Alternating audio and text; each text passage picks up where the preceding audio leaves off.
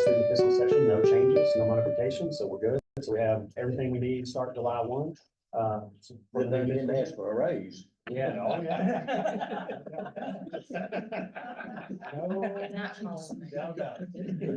Yeah, our budget's good, passed. We had a general obligation bond sale yesterday. So we sold $30 million in general obligation bonds yesterday. Ryan will present those resolutions a little bit later in the meeting, so that was good.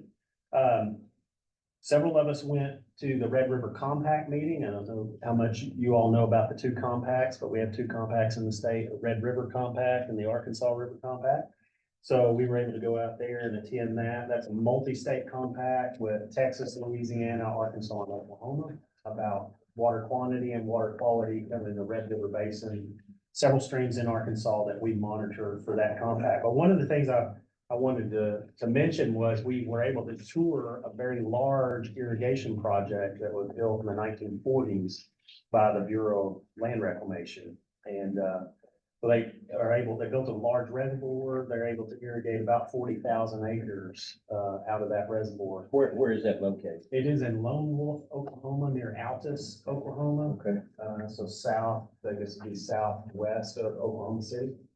But we were able to tour that. And interesting there, so really they're totally dependent on that irrigation from that reservoir. And so if they don't get the water out of the reservoir for irrigation, they don't plant the crop. And so pretty interesting, big cotton country.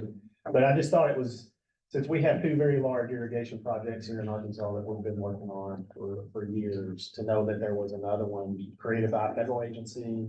It's maintained by a local irrigation district today. And so they actually do the maintenance and operation and administer all of the water management in it. So really interesting. If you get a chance to go to Lone Wolf, Oklahoma, stop in there. It's pretty interesting.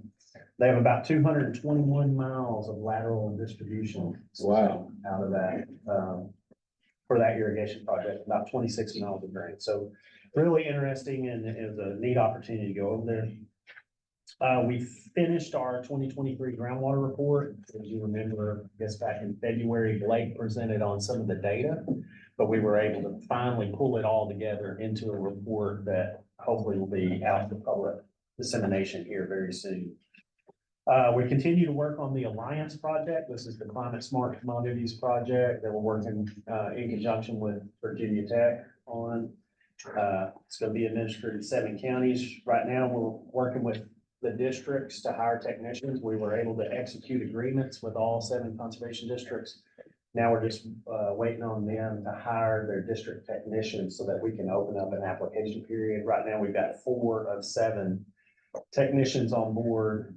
My hope is that we can get those 3 here in the next couple of weeks. If not, we may scale the project down and have to move because we're running out of time. And we have limited time to implement those practices on the ground.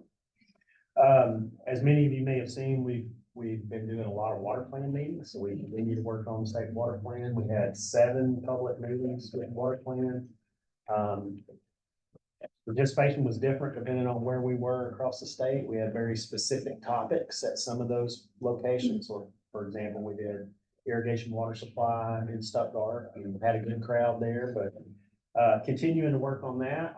Where we are right now is we've gone through the public input phase for phase 1, which is the scoping, looking at goals and objectives of the 2014 plan. What are some things we want to do different or take a deeper dive into as part of the update to that plan? And so we're working in conjunction with the Corps and Michael Baker International and FDN and Associates to finalize the work plan, finalize a schedule for the actual preparation of the 2024 update, and then work on a cost estimate. So those are 3 things that we'll be working on over the next 2 months. Also related to that, we're also finalized all of our paperwork for the levee inventory study. So we're working in conjunction with the U.S. Army Corps of Engineers to do a levee inventory across the state. So Governor Sanders and Commissioner of State Lands, Tommy Land, entered into an agreement to help with the cost share of that levee inventory. And so that's kind of a neat part to have a partner like that helping us. And The Corps right now is in the process of going through the contracting phase, so they'll select a contractor to assist with levy inventory. And so the whole point about the inventory is to know exactly how many levies, where they are in the state. And then hopefully we can even look at some additional phases into the future about collecting additional data. And then the last thing, and probably one of the more difficult things that I'll have to announce today is that, Ryan Benefield is leaving us. What? After 9 years with us, he has accepted a position outside of state government and, will be leaving us. His last day will be June 7th. And, Who's gonna be working? you'd have to ask Ryan if he can. That'll be announced soon. I Yeah, think. if he can say anything.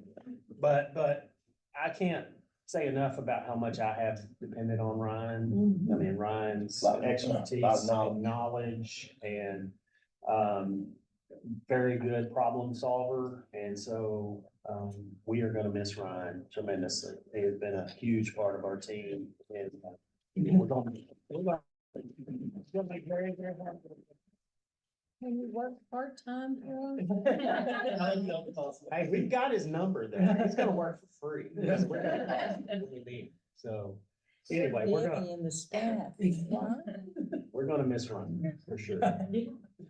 But that concludes my report. I wish I could conclude it with something more positive than that, but. Well, that we is are a happy. sad but happy thing. Yeah, we're happy. I know Ryan's got a great opportunity in this, but thank you, Ryan, from the commission. I want to say thank you. I always appreciate all the support you gave us, and we've done a lot of good things in the last 9 years, and staff will continue to do those after I'm gone, so. Well, we appreciate you. Not that it has anything to do with anything, but you were reading those, water reports there. And, so someday it probably, I know I don't need to be doing editorials here, but it will affect us. It's already, in central Arkansas where I live, which you never think about water. They've always had plenty of water, but, not that there's any shortage. I don't mean that, but they're starting to talk about long range. Yeah. Not necessarily, just kind of talk on the street and stuff. The need for water in the future, because they've gotten several industries that are extremely high use water.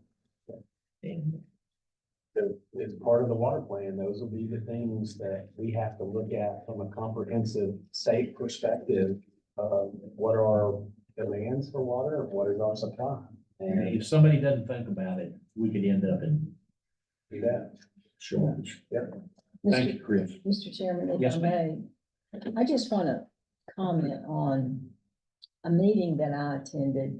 I had my other hat on as field rep for Arkansas Municipal League. I have 57 cities that I visit and consult with the mayors, and Mayor Goodloe from Wabaseka had asked me to join in on a water consolidation meeting with Wabaseka, Humphrey, and Alcott.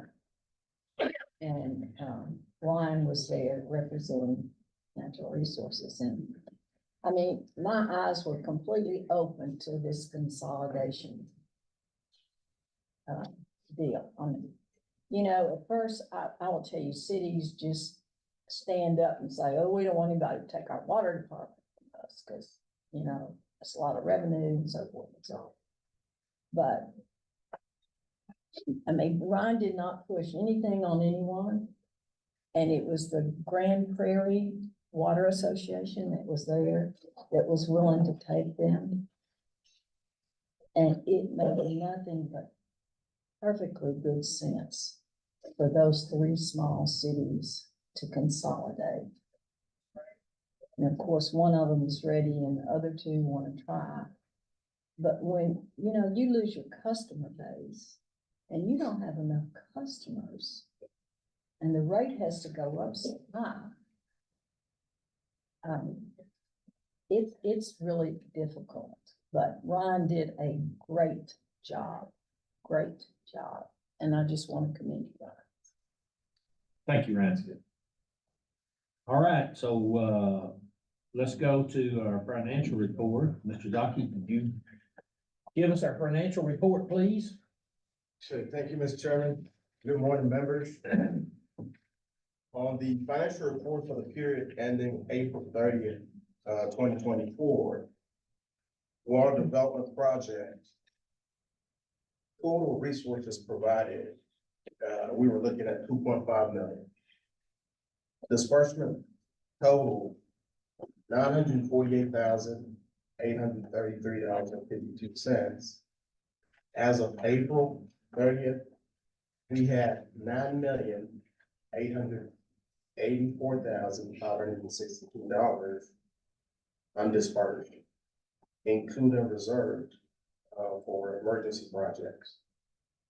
With an unobligated fund balance of 2.9 million and 4 new requests for financial assistance totaling 307,000. We're looking at, this leaves us with 6 million available of future water development projects. On to solid waste, in our resources provided through the end of this reporting period, totaled about 4.2 million. All repayment, disbursement total, $912,485.55. As of April 30th, we had $14,916,807 undisbursed, including reserve for emergency projects. We had an unobligated balance of $4,118,724.55, with 2 new financial assistance requests totaling $320,562. This leaves us with $3,798,162.55 available for future water, sewer, solid waste projects. On the general obligation bonds, 1 new request to report totaling 15 million.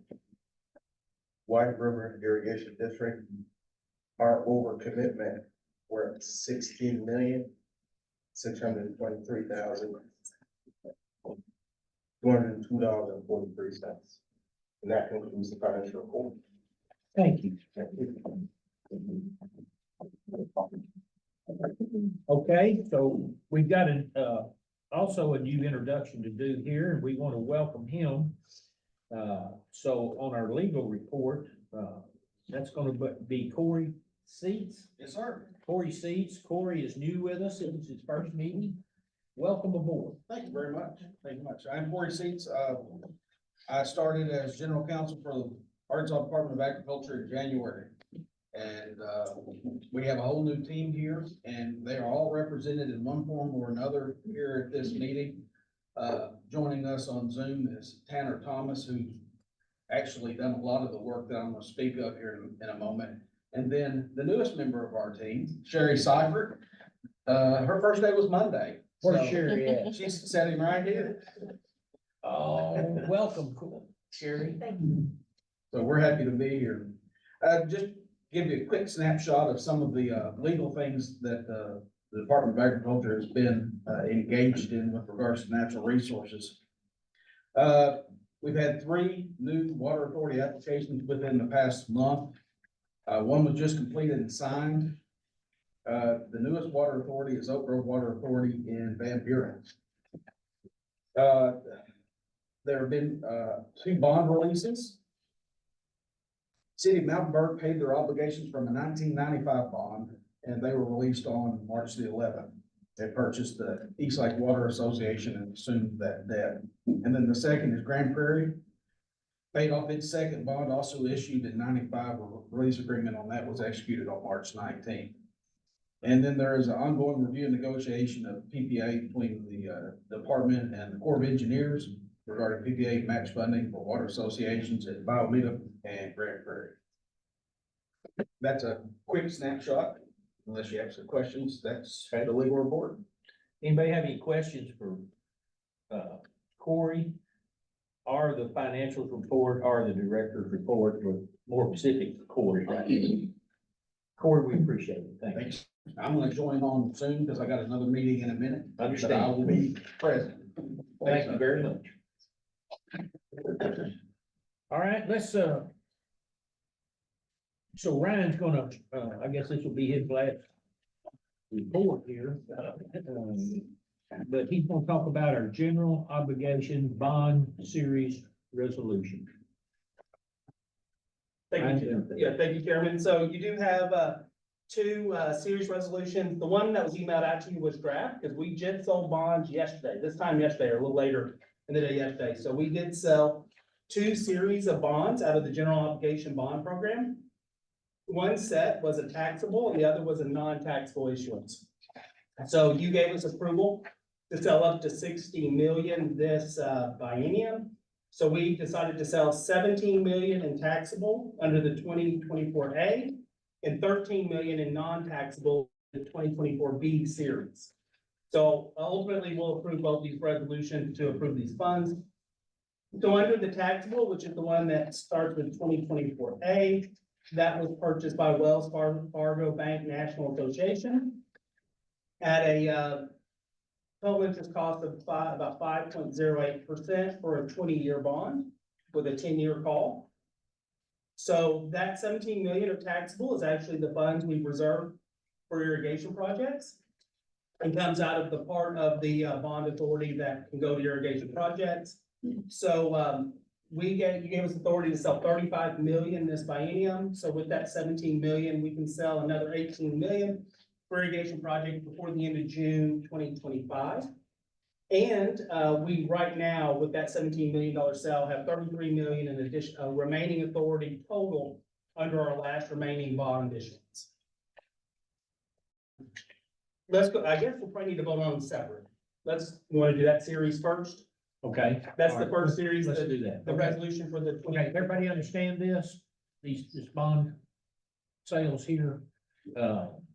So what you, let's get a motion on the floor. So moved. Second. Okay, we've got a motion second. Is there any discussion to this motion? One question, is it reserved totally for irrigation? So yeah, so this pot of funds, the way we sold it came out of the 100 million of the 300 million that can go for irrigation. So this 17 million will go for irrigation projects, not necessarily any irrigation. It can go for any irrigation project. But yeah, we'll reserve that. Otherwise, if we were to spend it for something else, it would still come out of the 100 million that can be spent on irrigation, either way. I noticed on the GO fund that Mr. Saki just gave his report, that we've overcommitted 16. So this 17 million doesn't help on that. No, it will. Yeah. So this is not, this sale is not considered on that report. So when we add this ultimate 30 million to it, we'll have some funds to, to cover that, obligation. Any other discussion? Comment? All right, all in favor? Yes? Yes. Opposed, no? And, that motion does pass. All right. So the second series I need to present to you is our 2024 B. We sold 13 million in non-taxable bonds. The successful bidder was KeyBank Capital Markets. At a total interest cost of around 3.65% on a 20-year bond. So obviously under the non-taxable, we got significantly better rate. This will go for two purposes, either one, to help provide our match under our federal revolving loan funds. We have to do a match on our new money we get in each year, or also go to some projects that we put into this fund that may not meet all the federal requirements. So that's 13 million. At a 3.65. So we asked and got authority to sell 25 million total in this pot for the biennium. So with this 13 million, we can sell another 12 million before the end of June 2025. And total with this sale, this entire sale, both together, we have 33,500,000 left in total general obligation bond authority before we were out complete.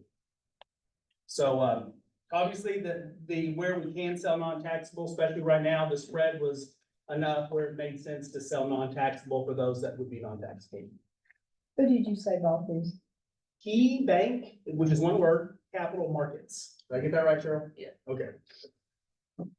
Yeah, we had good bidders. We had 7, 8 bidders, it seems like, on both. Really good, these interest rates came in. I mean, considering where we've been over the last 5 years, I can't say we love these interest rates, but considering where they are sit right now, we were happy with the interest rates we got. Why wouldn't you always sell non-taxable when you had the opportunity? We would. Now, the irrigation projects we cannot use the funds for the irrigation projects and sell them as non-taxable. They have to be sold as taxable. Then we had a bond counsel and a financial advisor. If there's any questions on that's just, well, you're right. We try to sell as much as we can. Now, the other reason we might not sell, non-taxable is there is an extra reporting requirements associated with the non-taxable. We've had times in the past where the spread was so little that it made sense to sell one pot. But obviously, this spread turned out where we're gonna save significantly on the non-taxable.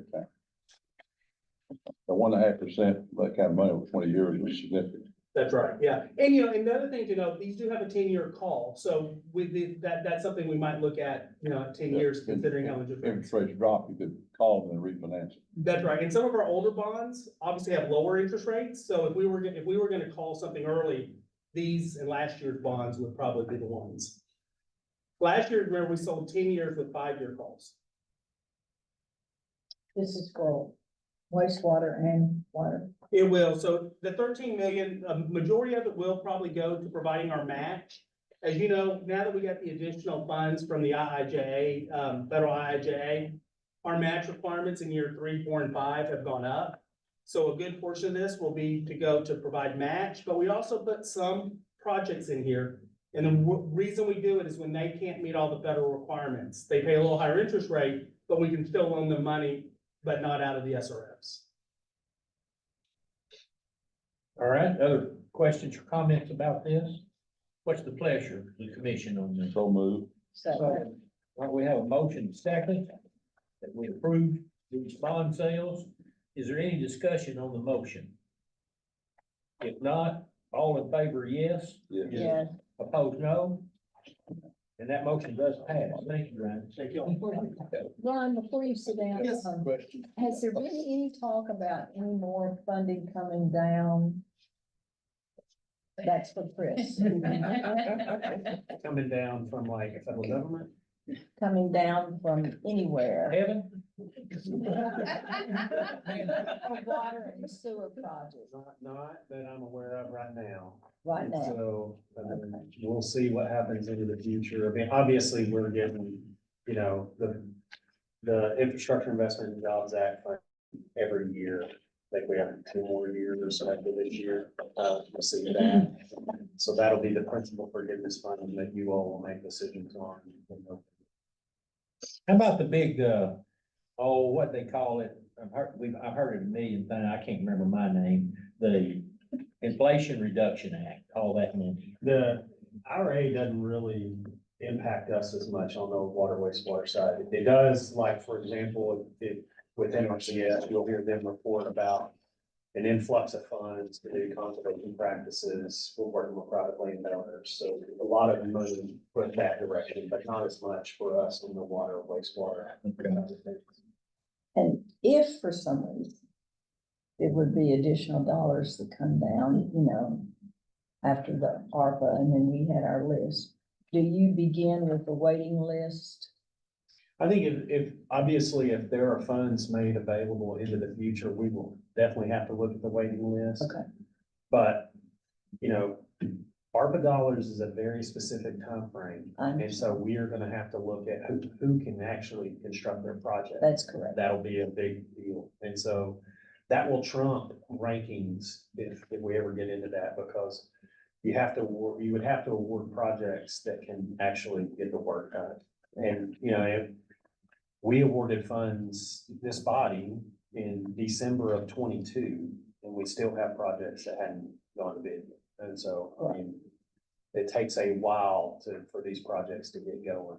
And so that would have to be part of the consideration. It would be wise for cities and what other entities that are on the waiting list to have their project shovel ready. You bet. Yeah, I mean, that means have a consulting engineer, have it designed, have your permits, and have all of those things ready to go because, you know, one, the market's really full right now. When you think about consulting engineers, contractors, everybody, you know, bond councils, they've got tons of work. That's right. They've got more work than normal. And so, But what if they start the project? Does that kill any change in financing? not with American Rescue Plan. Because they went back to March of 21, I believe. Is that right, Ron? That's right. The reason I asked, you know, we approved one for, one of our neighboring cities in Polk County, last meeting. At the high rate, it's gonna be really difficult for them to handle that. And it's obviously, but if they're going ahead with the project to get started, hopefully there may be some turnback money that they would qualify for some principal forgiveness. Yeah, we'll just have to see how all the projects play out over the next 2 years to see. Okay, thank you. Yeah, you're welcome. Okay, our next item is, report and discussion on the Conservation District rules discussion, and Megan Perkins is gonna do that for us. Thank you, Mr. Chair. Lead us in it. So in your packet, there is a clean copy of Title II, and that reflects the changes that were approved, by the commission that went through the rule promulgation process and are now in their last step to go in front of the legislature for their review. That meeting is scheduled at the end of May 30th, and they should be on that agenda. The agenda's not released yet, but the department has received indication that it would be included on that. So that's where we expect that to be. And once it is approved by the Rules Committee, it'll go in front of full ALC. Once it is approved there, it is then filed with Secretary of State and becomes effective 10 days after the filing with Secretary of State.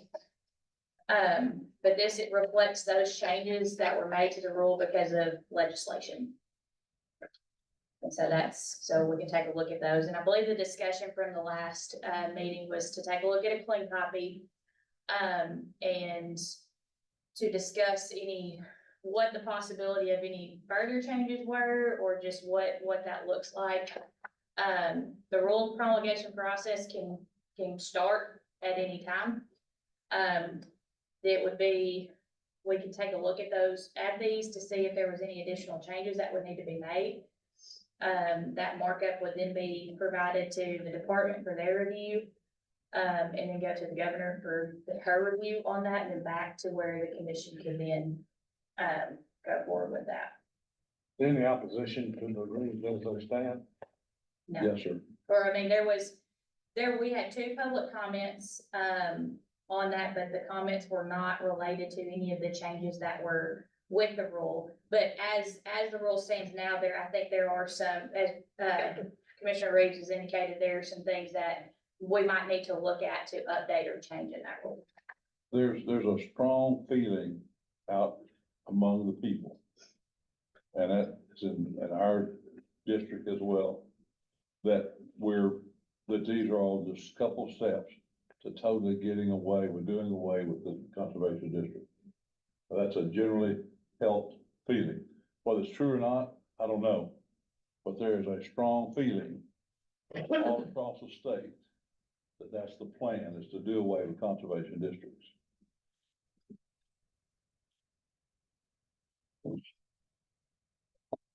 What would be the upside to that? Upside of that would save the state some money. The downside is obvious because State control. Why? well, and it'd be federal, your national, your NRCS. You have to, if you don't have a state office there, then you don't have an NRCS person there who's the one that has all the programs that benefit the farmers. So there's a relationship, but there's some money savings, and a lot of times people don't understand that. And I don't know where the push is coming from. Some of that was really what was driving my questions last time, and I probably said too much, but I didn't say near as much as I felt. But we've got some districts that are in trouble that need help. We got some other districts that are strong and have money. And those districts that are strong sort of don't want to return that money, have to give it back to the state. Because with all the districts are needed, there's probably some consolidation that's needed to take care of some weak sisters. But anyway, it's a difficult time and a lot of concern and angst out there. Are we doing anything to promote? So I think the fear is that we are doing something to get rid of districts, and I'm not aware of any effort to get rid of districts. And I'm not sure exactly where it's coming from. But I will say this, I think with anything, and you heard Commissioner Reeves mention this, I think with efficiencies and anything like that, you have to take a look at, like, where are the weak districts? Where are the districts that really probably would be better served, consolidated with someone else, just like we do with water systems. But right now, there's been no effort to mandate that or anything else. I mean, it would be just like we don't mandate water districts to Right. merge. We try to incentivize and help them if that's the case. And the way the law is written, it is voluntary. The districts have to find, like, I mean, they have to meet with one another to decide that's what they want to do. That is the initiation process of that currently in law. So, Roy, would they be opposed to that, you think? Well. I mean, everybody wants Yeah. to keep their own, I Yeah. understand that.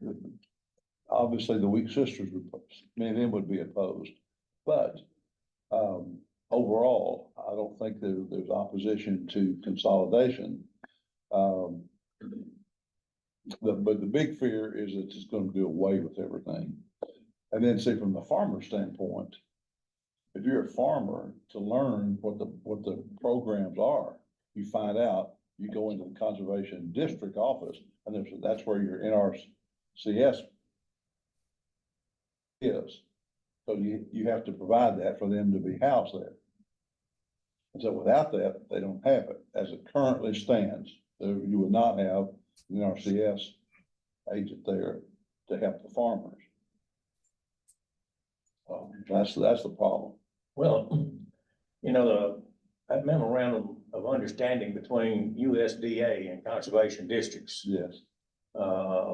exist, and which come about the creation of those conservation districts. And then there's a supplemental memorandum of understanding that was developed between conservation districts and NRCS. And a conservation district has to exist Yes. in order for NRCS Have an agent there. to go in and spend their money. Like last year, they spent $93 million federal funds here in Arkansas to landowners or land users. And, but the people that's in behind what's taking place don't believe that. And they've even got testimony from Mike Sullivan, who's a state conservationist. Who is retiring, by the way. He is retired, who spelled it out quite plainly. I don't understand why they don't believe it and why they went ahead with it anyway. The It would be problem, easy thing to prove, wouldn't it? I mean, it's either, Oh, yeah.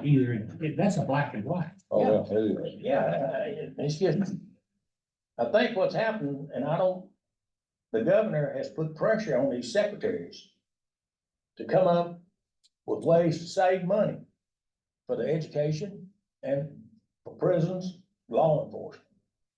I don't fault that, but when you look at the Department of Ag, I don't see a lot in there that they can cut.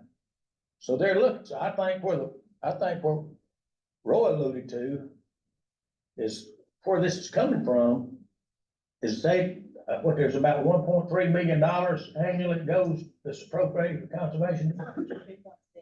2.6 million. If they're gone, then the state's got an extra 2.6 million. Yeah, but there's a lot more expense than that goes for conservation districts. That's just directly to them, but there's a lot more money than. No, that's total. 2.6 is all the Two appropriations. point six million. Correct, is all the appropriations that are currently in our appropriation bill that go to conservation Well, districts. and some of that is positions that we count on, like water quality techs and folks Yeah. like that, the right nutrient addition. And that is just state funding, Commissioner Reeves. So there is federal funding that we also have agreement with NRCS that flows through us, that goes to conservation districts. We have 10 IWM technicians, 2 water quality technicians that are federally funded, the Feral Hog Program, the Alliance Climate Smart Program, and TSP. So, you know, if nobody's raising any cane about what's happened so far, that'd be, where does it stop? You know? Well, I've got a question here. So I've got 2 questions, or maybe 3. But from what I kind of understand, the toothpaste is out of the tube on this. Has this not been passed by the legislature? The law that changed the election and the appointments of commissioners and responsibility of that to the districts, yes, that piece has changed. Nothing else. So these rules can be changed. Is that what you're saying, Roy? As long I'm as, getting lost here. But, yeah, but don't put words in my mouth, cause I can make big enough mess by myself. But what I'm saying is that the direction that it's going is of great concern. First of all, the way it's set up now, we've got some districts about, I'm not sure, there's 75 in the state, 1 for each county. And so you've probably got 20% of those that need help. And some of those are because they're areas where, they don't have much income and they haven't found other sources of income. Some districts have been resourceful and done things to provide other sources of income. The amount that they get from the state won't run an office. They want to keep the door open. They won't pay someone. But so you have to find other means of income. And some have done that and are very strong financially. Some have not done it and they're struggling and they don't even meet all the time. And so they're not doing a good job. So they need more help, not less. And what this does takes all the help away from them. But they're also concerned not just whether your weak sisters are gonna fail, but, the stronger ones, those funds will be taken. Those are concerns of it. Okay, another question is, how would this $93 million, and I take Bruce's word, if Bruce says the $93 million came in here, I believe Bruce knows. Yeah, I think it might even be more than that. You do know, and It might even be I more. know, if Bruce says he knows, he knows. Yeah. So, That information ain't come from AACD. Yeah. You know, that's what NRCS, like, equip. Yes. And all those programs that they got for funding for farmers, for ranchers, that's how much we're spending. okay, if the conservation districts are gone, which we don't know that they're gonna be Yeah, but if gone, they are. but if they're gone, how would this money come in to the state? Well, today, there's not a way for it to come in. That does not mean that they may not come up with some different one. I don't know the answer to that. But today, there is not an alternate source for it to come. Is that So correct? That's correct. So Yeah. we might give up 93 million to gain 2.6. Megan's not gonna comment on that. No, That's correct. yeah, but that is correct. But I will say this too. There has been no one has made contact with me in any way about doing away with this. Well, no one made contact with us when they understand. took this before the state legislature. I either. understand. Yeah. But I mean, no one has said, and I think that trying to decipher through what is accurate and what is rumor right now is difficult, because I think everybody's on guard, related to districts. But I mean, our budget passed with no changes all those conservation district funds are line item down in our budget. And so there was no change to those, funds in any way, as part of the fiscal session. So now, nobody ever can predict what'll happen in the future, but I can only say from my seat, no one has come and said, you have to cut this and you have to cut this. But I will say that we're always challenged, just like everything else, to make sure that whatever we're putting money in is functioning appropriately. And so I think there will be a charge for Megan and I mean, it already is, to make sure that, how our district's functioning, how do we solve issues when they're not functioning well? And that's like anything though. That's just like water systems and everything else. What's the problem, Chris, is what authority do you have for a district that's not performing well? And you know who they are, just like we Yeah. do. What authority do you have to go straighten them out? The only authority that we really have is to hold funds from. I mean, that is it. But are you doing that? We are not doing that right Well, now. not holding funds from districts that are necessarily struggling, but if reports are not turned in on time when they're supposed to be, we do not issue funds until those reports are completed and done. I have staff now that are out helping at least 3 districts get some things up to speed because they have gone without an employee for an extended period of time. And so there were some of those things that weren't done, but for rule, for law, for all the things, those reports and things have to be turned in order to be eligible for the funds. And so that's where we withhold funding now, but we help them along the way to be able to get that funding. But that's very specific. So Yeah, like, very you're gonna programmatically get- specific. if you've got Beaver funds, you have to submit. Yeah, You're gonna do annual. but that's minor. Yeah, What do we do to help them solve the real problem? I can give you an example. When I was on the board of Polk County, we didn't have the money to pay the director. We had to, she went part-time and then we struggled to pay her part-time. Today, we own the building, it's paid for, we don't have any debt anywhere. We have $500,000 in CDs. We have income coming from these other sources that we went out and found. We didn't get it from the state. We got it from other sources that we provide, services that we provide. And that's what made the difference. but Roy, I mean, you as a board, as the governing body, took that on Yeah, as an initiative and Yeah. to do that. We don't have the capacity to be able to help that board do those things. It's really the board needs to make a decision bingo. to do some of those things. But sometimes the board has to be nudged Agreed. to say, Our conservation districts incorporated.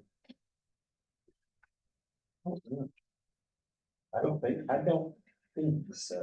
So they don't have articles of incorporation, I don't think so. They were formed. so they wouldn't have a dissolution clause, I'm guessing. So do these conservation districts know that they are possibly heads on the chopping block? Do they know that? Does the leadership of the districts know that their heads may be on the chopping block? Well, and just to be clear, nobody. Oh, okay, indicated yes, that their yes, I heads are on the- overstated that completely. Their heads are on the chopping block. well, I mean, nobody has said that. Right, but I did say, Cut them off and merge it. yes. Anything that can be merged needs to be merged. That's simple in my opinion. But how you go Might be about better. making one district that's doing well, absorb another district, it's like buying a business that's losing money. But that's the only answer to it, and it's voluntary. I'm not sure it is. The answer, there are other sources you can provide. For one, every county has a floodplain director. So that's a service you can get. There are numerous other services that you can provide out there that pay money to it. And because, okay, you say, well, it's easy to say consolidate, but if you're a farmer and you gotta drive 50 miles to the conservation district office to find out, number one, you probably don't even know what programs are available to you. And then to go 50 miles to even check on them. That's better than no office, but it's not a desirable thing. To me, the desirable is help them find sources to solve their own problem in their county. And I think they're out there but some of them don't know what those opportunities are.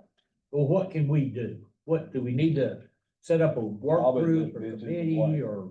Well, and let me say this too, we hosted all of our partners that work with districts for planning sessions back in December and January. We did one before that too, September, October. So we have a whole list of ideas that were put together with, there were some district representatives there, we had NRCS there, we had AACD there, to come up with some things that we think will help them. And so like, one of the things was, we need to improve the locally led process, because right now, just like anything, and I've worked in conservation my whole career, when you identify the problem, meaning like a resource issue, and you say this, we want to tackle this resource issue, a lot of times there's funding available to tackle that resource issue. You know, you can apply for grants, there may be, funding assistance available, state, federal, nonprofit. But that's the first piece, is understanding what are the resource issues in your district. And so, Tate Wentz on our staff created a storyboard for districts to help them with their locally led process. There were some training sessions on locally led, so the group body of the state and NRCS and AACD and others are looking at ways to improve district function through education, opportunities, those sorts of things. And so I think that needs to play out. We need to continue to work together as a group. And we can present these opportunities, but we don't have the authority to make the board engage and do these things. But the because local they're ed- lovely government. The local ed meetings don't provide money to the districts. No. We had close to 50 at ours, you were there, Megan, and a great meeting. And all that does is identify conservation needs in the county, but that does not provide funds for the county to use in operation. Correct, but if those priorities are usually not comprehensive to all the other priorities in the state, they tend to be very, in my opinion, very NRCS focused. There are opportunities, that's federal money, but there are opportunities outside of that, state, nonprofits and locals, that are also issues of conservation concern, that may provide opportunities to get funding to address a resource issue. And so I think looking for those opportunities is gonna be important, because, Megan and I, I'm on the NASCA board, National Association of State Conservation Agencies. We're heavy, that body is very heavy conservation district. We talked to the consultant that we brought in to look at how districts function in Arkansas versus how districts function in some other states. That was one of the first things that we discovered, is that our locally led process is much different than the way other states. In other states, the conservation district may have, the local game and fish private lands biologist, may have a whole bunch of other folks that are working on resource issues in that county to develop priorities. And in many cases, with priorities comes opportunities to partnership and opportunities to attract different fund sources. That doesn't mean that, we can't force the district to do that. Even like with the Alliance project, we had to sell that project to some districts. They didn't want, it has a full budget for a staff person to address a resource issue in that particular county. And it wasn't an easy sell for those, because that's a person they gotta take on, that's another budget that they've gotta, even though it covers overhead cost and a bunch of stuff, the money's there. Already been approved through Virginia Tech, through us, all we've gotta do is get it implemented on the ground. But we had to sell that to some of those boards. And so, but going back to that, I think if we can look at opportunities, that to me is kind of the first step, is what are the resource issues? What are the opportunities to address them? A lot of times there's money that comes along with it. All right, don't want to beat this dead horse, but and I want us to move on with what we can do, but I got one more question here. So, ladies and gentlemen, how do these rules possibly put the conservation districts in jeopardy? How do these rules do that? My question was going to be, does this Title II rule endorse the concept of doing away with conservation districts? And if so, how does it do it? No. No. No, This rule has stayed the same with the exception of the most recent changes to election and the appointment of directors to the board since, I think it was 2005, maybe, when some of the changes came into place that dealt with some of the financial reporting requirements, and things in there because there was a serious ring of thefts that had gone on across the state that there was pieces that were put in here to address that for a level of accountability that was there. But these have been ruled for a very, very long time. and I would just add, I think the point is to give you all a clean copy to see if there was anything in there that you all saw that, you had questions about or wanted to have a discussion about changing in the future.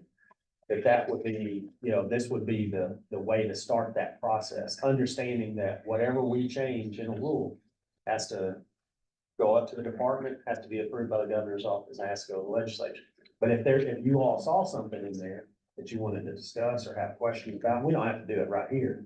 In fact, my recommendation would be if you wanted to actually make changes, I would say put a committee together to work with staff to say, Cause it'll take a more extensive look at the Yeah. law plus the rule. to Yeah, I make sure mean, my you're not- gosh, I'd have to have Corey to go through. Well, I mean, I know I ain't the sharpest. the conservation district law. Not here, itself but- There's all the code sections of the law that apply to Yes. conservation districts. And so the rules have to tie to the law. And so you could say, well, I want to change this in the rule, but if the law says you have to do it, you can't, the rule cannot be in conflict with the law. And so we would have to double check that, but if there were recommendations or changes, we'd be happy to discuss those. What do we My, want? my deal is, I don't understand how this change, how it benefits anybody. Where's the savings? Who's benefiting from it? I cannot answer that. That's been my issue all along. Is why up and do this, change stuff, when no one benefits? You don't have any monetary savings. You're right. In the past, this commission appointed 2 of the 5 board members in each conservation district. And if you appoint them and they're not doing their job, you can obviously remove them. But if we don't have that influence in going forward. I'm not sure what influence we do have over them, other than the few dollars that we have each year as to how they're being run, if they're run well, or if they're run poorly. You know, I talked to that lady, and it's a state representative from Southwest Arkansas that sponsored this thing over on the house side. I talked to her on the phone. She said, well, that she believes in local control. These people, and I said, David, look, I said, I've been involved with these conservation districts for over 40 years. And I said, you know what? Out of all the appointments that's been made, I've only known one that got refused in 40 years. Neil, you may know more, but that's the only one I can think of is a gentleman from Magnolia. And, that's the only one in 40 years.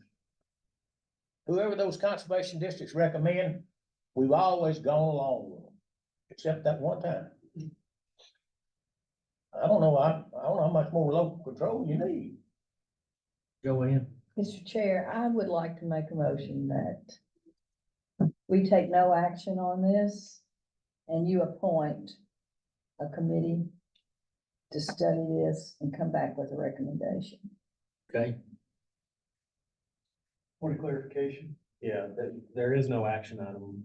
Oh, no action. These have already been approved. We just provided the clean copy Oh, so we take, okay. based on request by Commissioner Reeves at the last meeting, to provide a clean copy. So there is no action There's today. no action to take.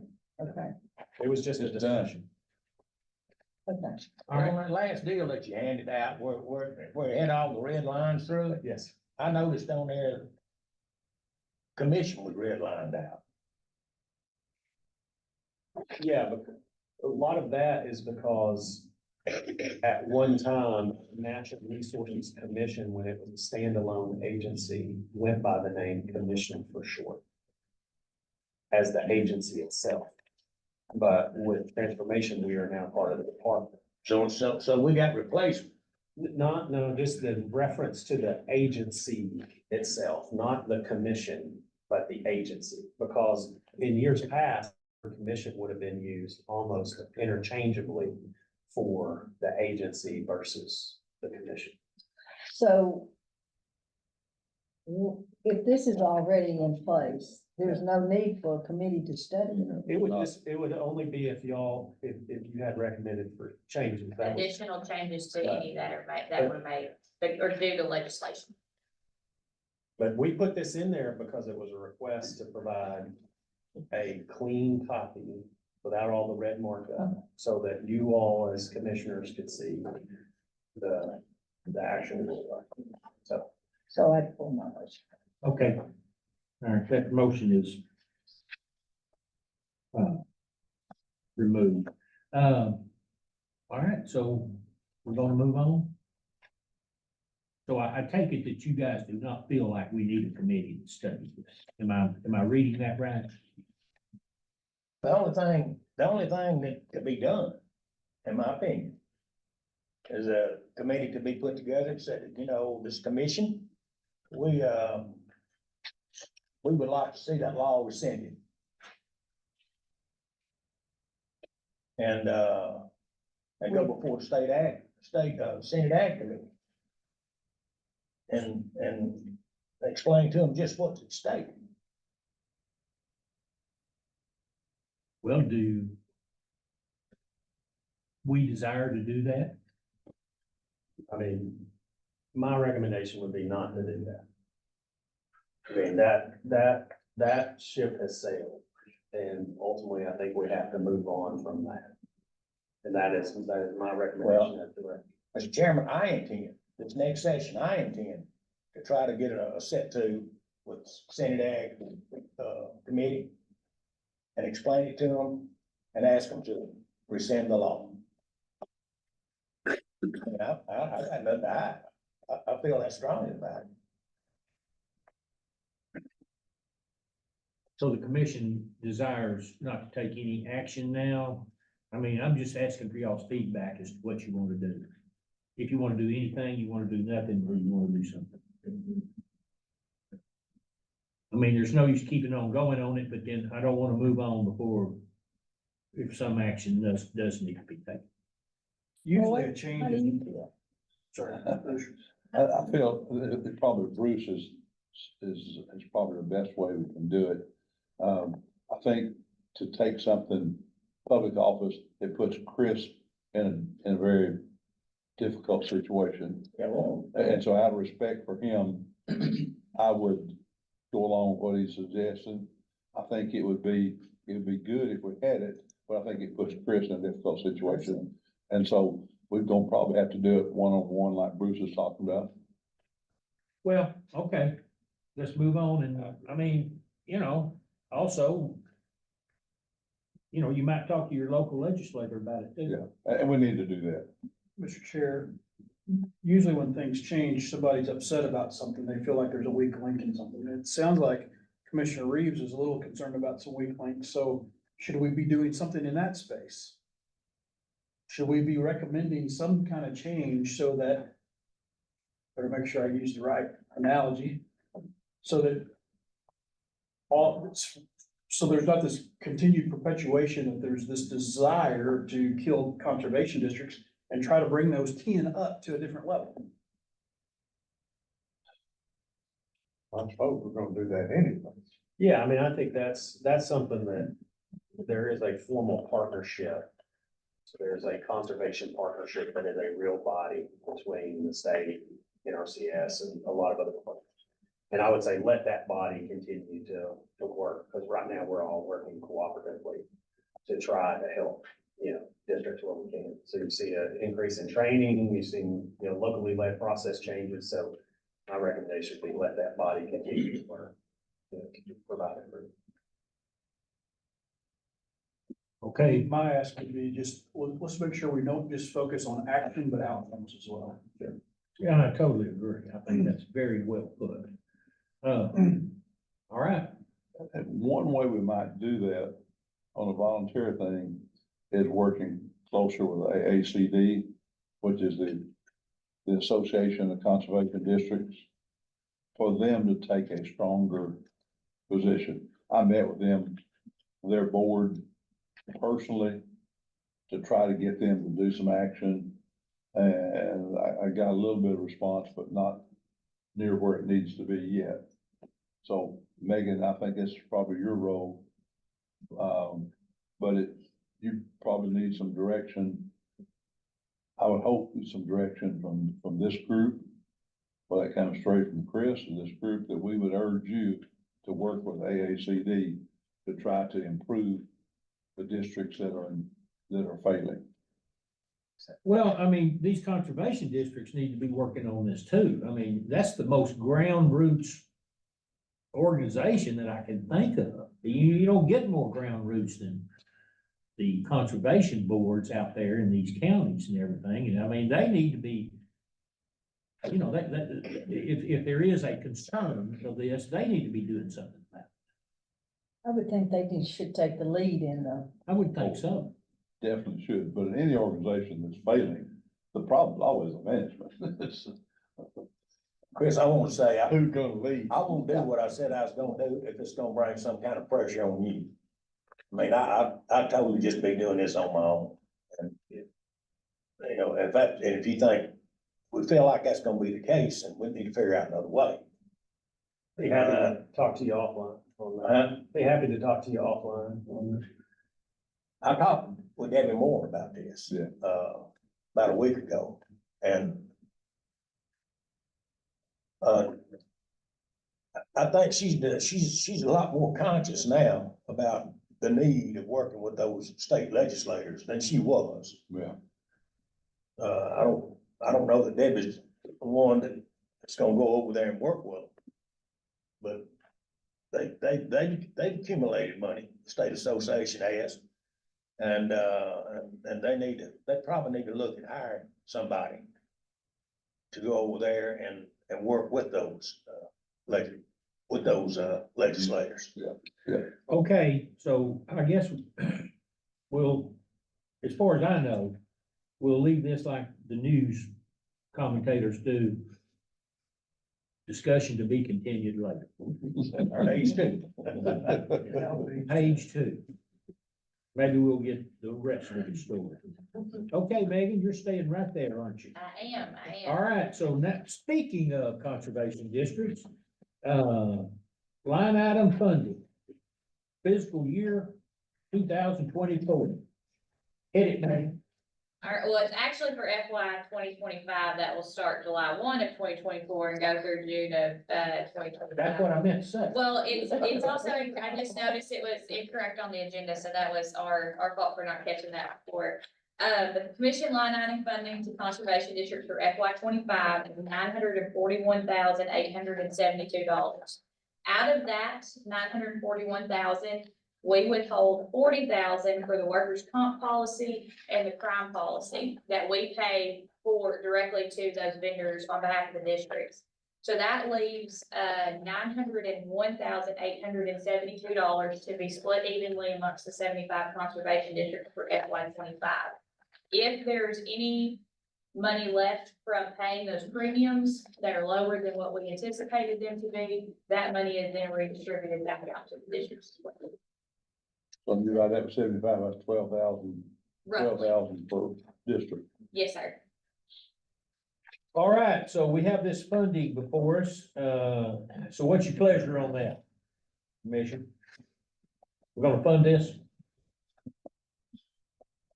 Absolutely, so moved. If you need a motion, you don't, Yes, this has to be voted on. so moved. Second. Okay, we got a motion and second that we provide the funding for the conservation districts for the year 25. That's 2025, by the way. Is there any discussion on this motion? Hearing none, let's take a vote. All in favor, yes. Yes. Opposed, no. So, that passes. All right, our next item is, Mr. Chairman? Yeah. Man, I was looking at the agenda, I don't see on here where you're gonna be making an update on the irrigation districts. You can when we look at White River's loan. I can do it then, Okay, all right. Okay, if that's, Yeah. yeah, I think that'd be the appropriate time to go Okay. over those things. when we do what now? The White River Irrigation District is in the, Debbie's Project Project summaries, the summaries there. applications for financial. Okay, The loan okay, application. all right. Cool. All right, our next item is, non-point source management plan presentation. Kate? Thank you, Mr. Chairman, and I want to appreciate Vice Chairman Burr for bringing this to the commission's attention during the last commission meeting and requesting this informational presentation on the state's non-point source management plan update. Give me just a second, Kate. Did we turn this on? That's on the side.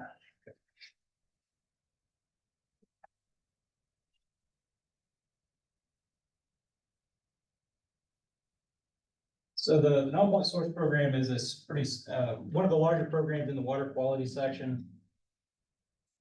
There are 3 programs that are all focused around the voluntary, non-regulatory abatement of sediment and nutrients in the state.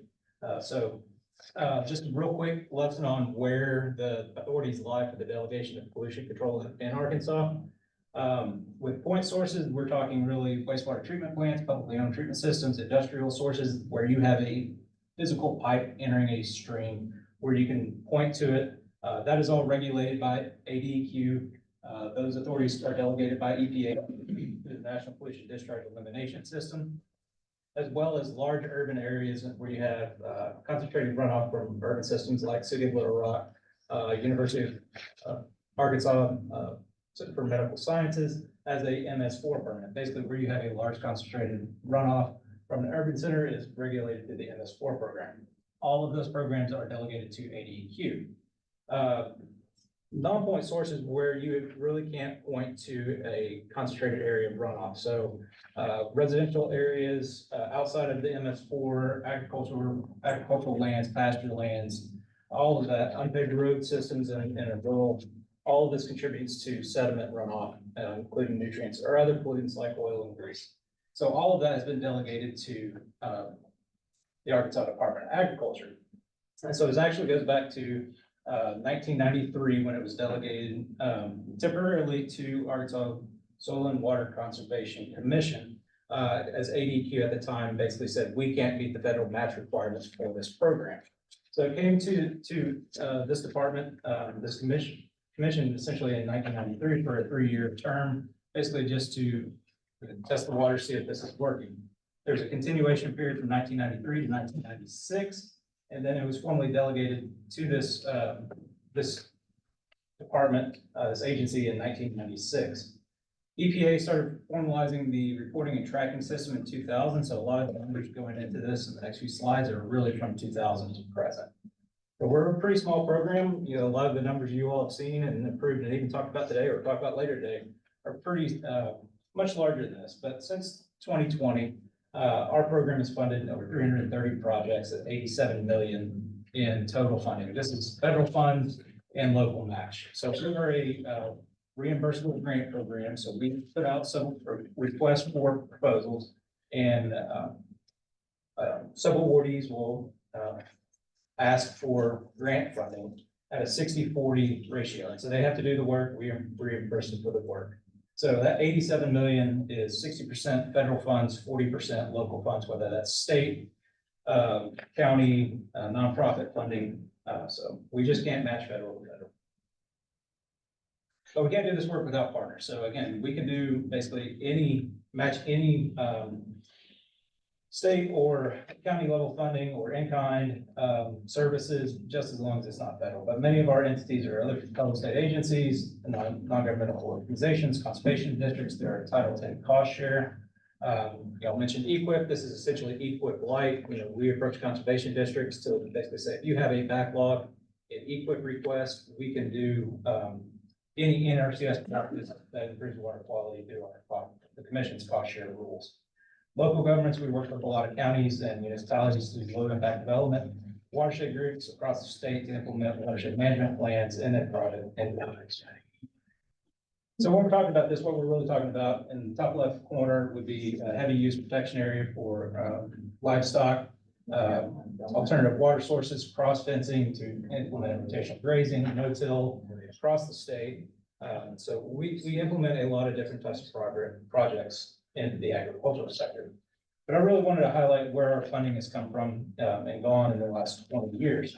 So really, we started off pretty high, almost $5 million of federal funding in the early 2000s, and really been pretty stagnant at about 3.3 million since 2012.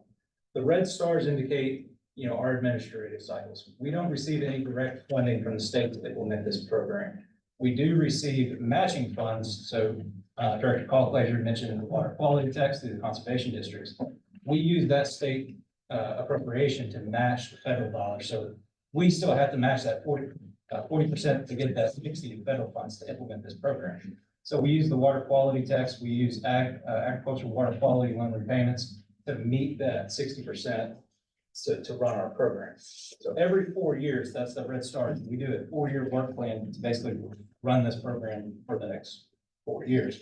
So in 2023, we actually did an administrative work plan, so that'll fund our program through 2027. So the subsequent years, we would be doing requests for proposals to basically sub-award that 3.3 million-ish to implement non-point source projects.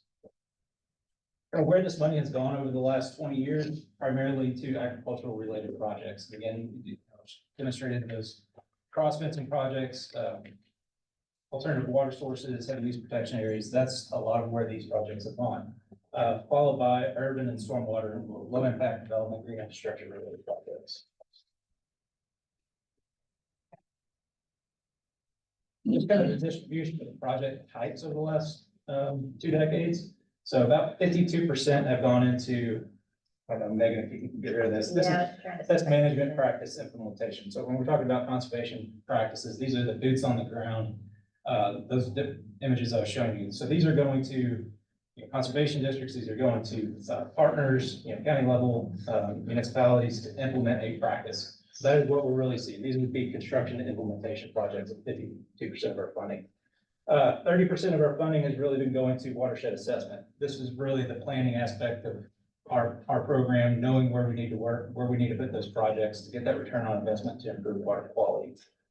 Then 18% goes into, are we actually having an impact? Are we improving that water quality? So that's kind of the distribution of how we've been funding for the last 22 years.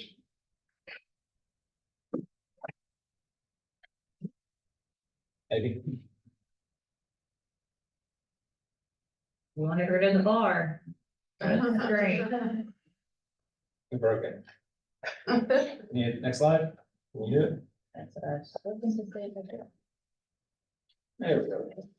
So to the actual topic of today is the update of the 2024-2029 non-point source management plan. Just gonna give you all a quick timeline. We worked with a contractor to start this process in November 21. This is a pretty lengthy document if you've ever picked it up.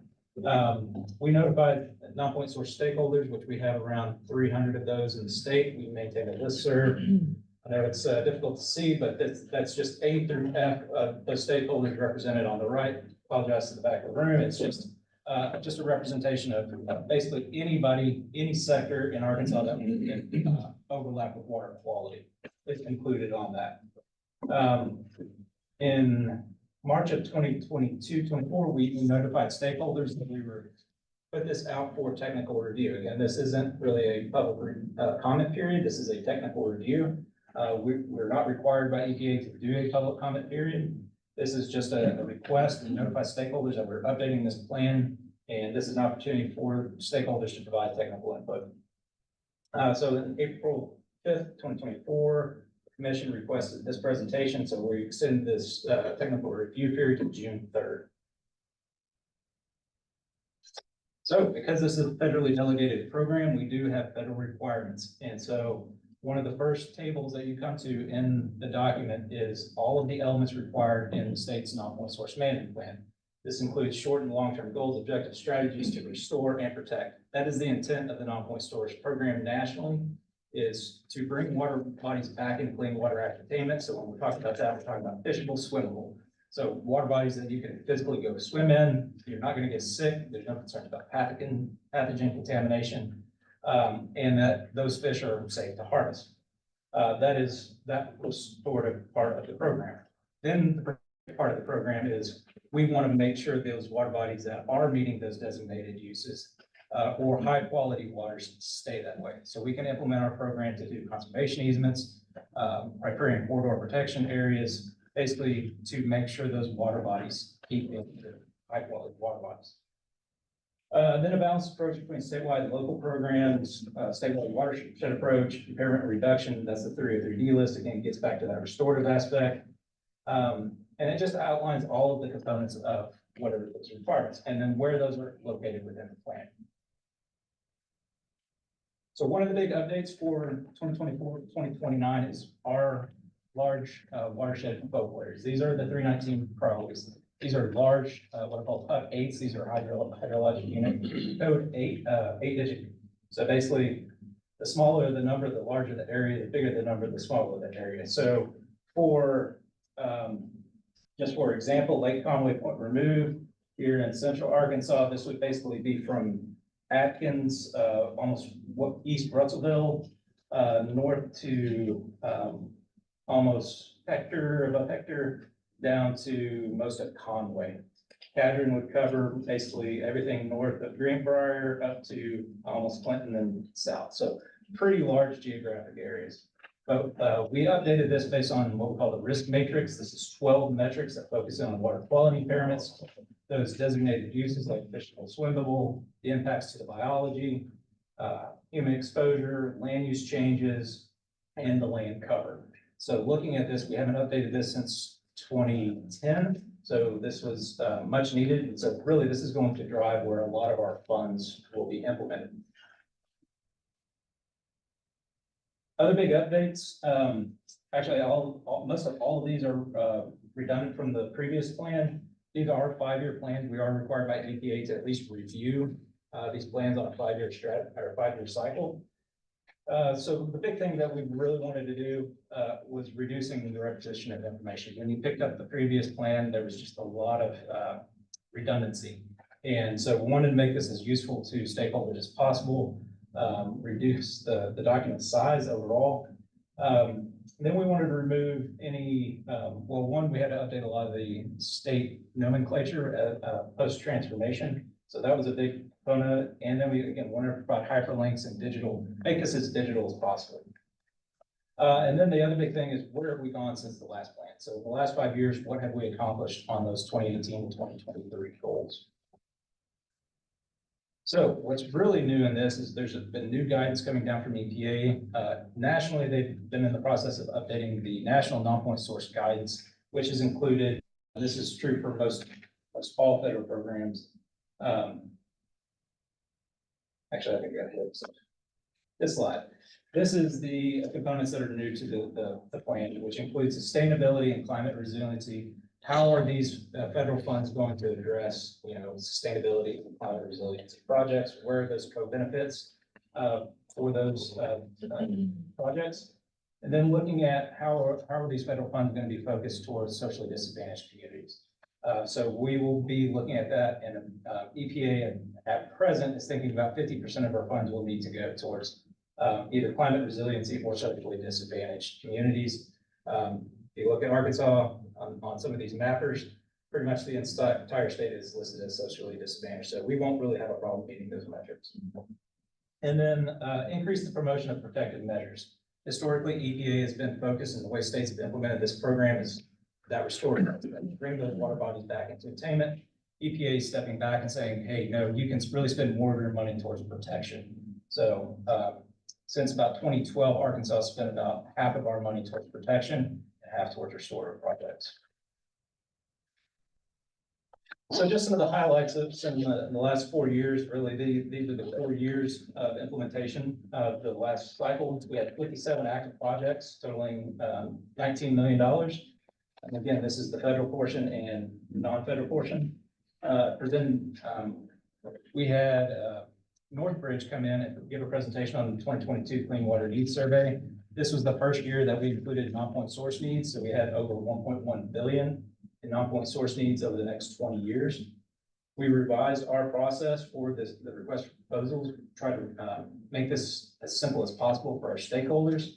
In that process, we received 27 pre-proposals requesting 7 million of that for only 3 million in funding, so that was actually a record for the program, just because we were able to simplify the process.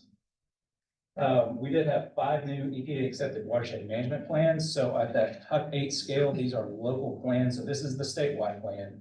This would be a local plan at that watershed.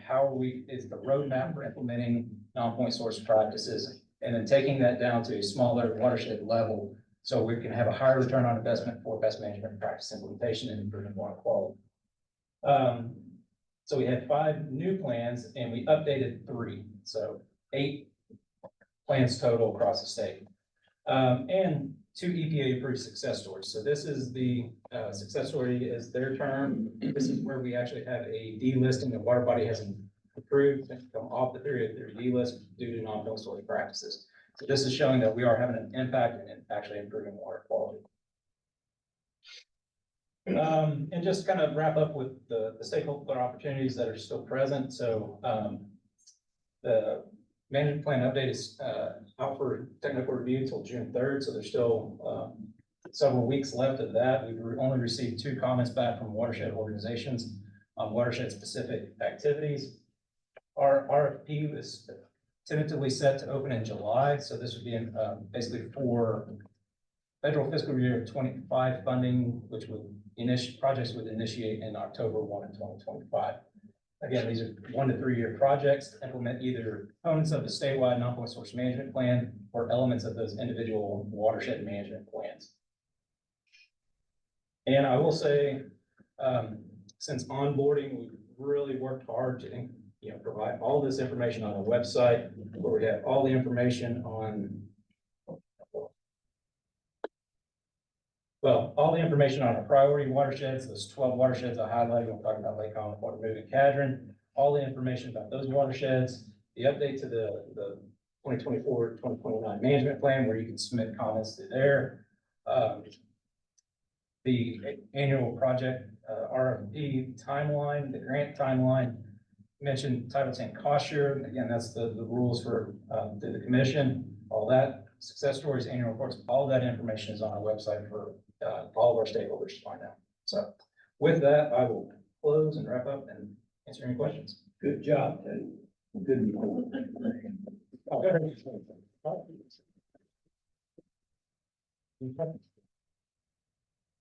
Thank you. Thanks, Steve. No one has any questions about that. Comments? Okay. All right. One of our favorite parts of the meeting is Debbie Dixon. She's going to show us her husband when she starts her presentation. Bring that hot guy up here. We want to see. I got home that evening and my husband said, I had 3 phone calls and 3 screenshots about my face being on your computer. So this is application for financial association. It is not a report on her husband. Well, thank you, Mr. Chairman and members. Let's go ahead and get started. So first, I hid that bar in it. So first I wanted to talk to you about a new funding grant program we got through EPA. It's called the OSG Sanitary Sewer Overflow Sanitary Sewer Grant. They call it the OSG, so that's what the acronym I'm gonna throw at you all. So this is a new grant that we applied for and were awarded. We got about $1.9 million. That's 4 years, I believe, of appropriations that were all combined into one. So that's what we're gonna make recommendations on today. This is just a new program that EPA decided not to fund to the state revolving funds for some strange reason. So I wanted to give you kind of an overview. We did a call for projects in early September of 2023. It was kind of a pre-application where they had to be on the project priority list for the Clean Water State Revolving Fund in order to be able to apply. Once we got all of those in and we reviewed them and they were ranked on the project priority list, then we actually issued an invitation for the applicants to apply for the funds. We did not turn anybody away, just so you know, we invited everybody to apply since we had just a few of the applications. An idea of the different things they can do this year, we focused really on the sewer side. Next year, we'll also have more input for the TAPES program for 319. But this is just an example of the different things that we can do for this program. I'll give you all a second to look at it.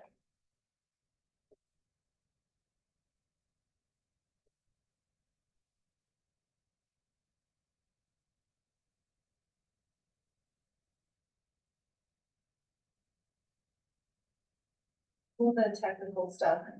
Are there any questions just in general about the program before I get into funding recommendations? These are grants. They have to be awarded as grants. There is no loan component to this, to the OSG grant itself, the federal grant.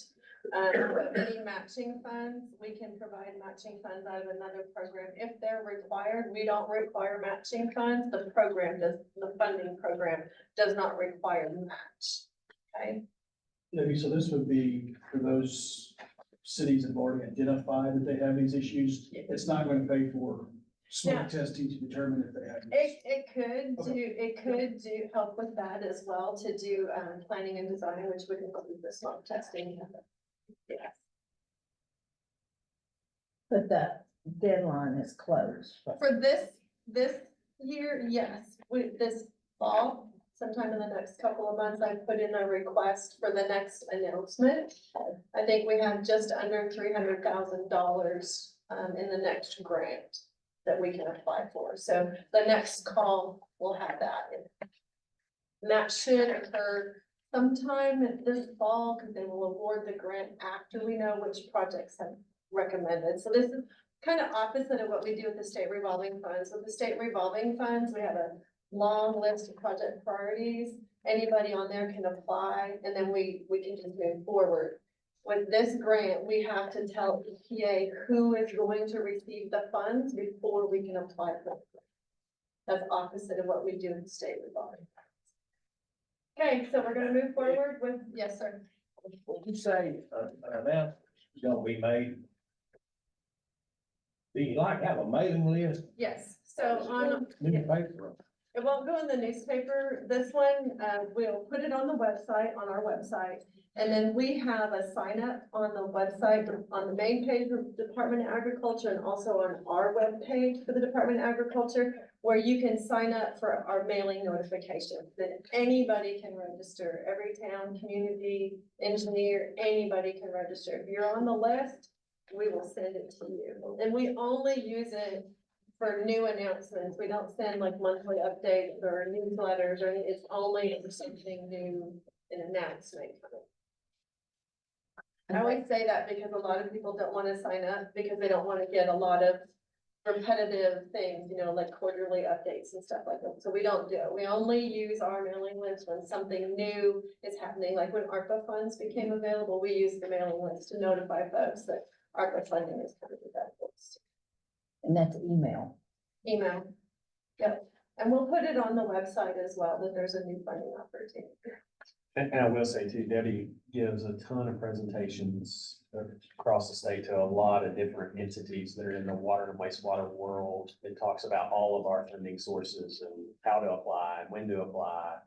You know, so I mean, we'll be in front of municipal league later this year. In June. Yeah. Okay. So lots of information gets pushed around.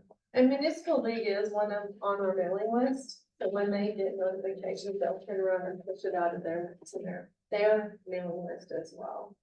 They've been really good about that, making sure the word gets out to all of their members. Are there other questions? Okay, we're gonna move forward with our funding recommendations. And again, this is just the new OSG program, so they're getting Arkansas City is doing a drainage improvement project. Where, the total project cost is 2.6 million. We're recommending a grant in $400,000 for this one. They can scale back this project for the $400,000. And really, when we looked at all of these projects, we looked at all of them and we really wanted to give everybody some money. So we spoke to most of them and said, can you scale back your project or provide match for what we cannot provide? And they all were receptive to that. So that's for this one is Arkansas City for their drainage improvement project. Again, we're recommending a grant from the OSG fund, an amount up to $400,000. Any questions on this one? Not on that particular one, Debbie, but did we make any attempts or do we know? Is there any? NRCS got $97 million, I believe it was, a year or two ago for low income communities. And is there any chance that we can partner with? on So any of that stuff? We can co-fund with the NRCS funds, but we cannot be the match. This program cannot be the match for NRCS funds. You can't match Fed to Fed. Right. But we can Well, that's co-fund. CDBG block grant. That's another story. But yeah, so there is potential that we can co-fund with them. We can co-fund projects. But a lot of those require matching funds. We cannot be the partner for match. Does that make sense? Okay. Next, we have Benton County. They're gonna work on their drainage manual. And we recommended a grant in the amount of $737,000 for this one. Any questions? Y'all just speak up if you have questions. Yeah.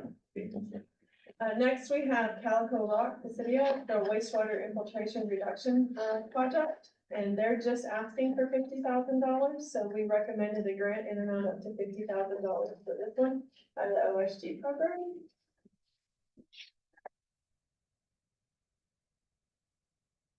Next, we have the city of Gentry for a wastewater infiltration reduction program, project. They requested $204,000 and we're recommending a grant in amount of $50,000 just for the smoke testing. We talked about that earlier, for the smoke testing. City of Highland wastewater infiltration reduction project. We're recommending a grant of $69,500 out of the OSG program.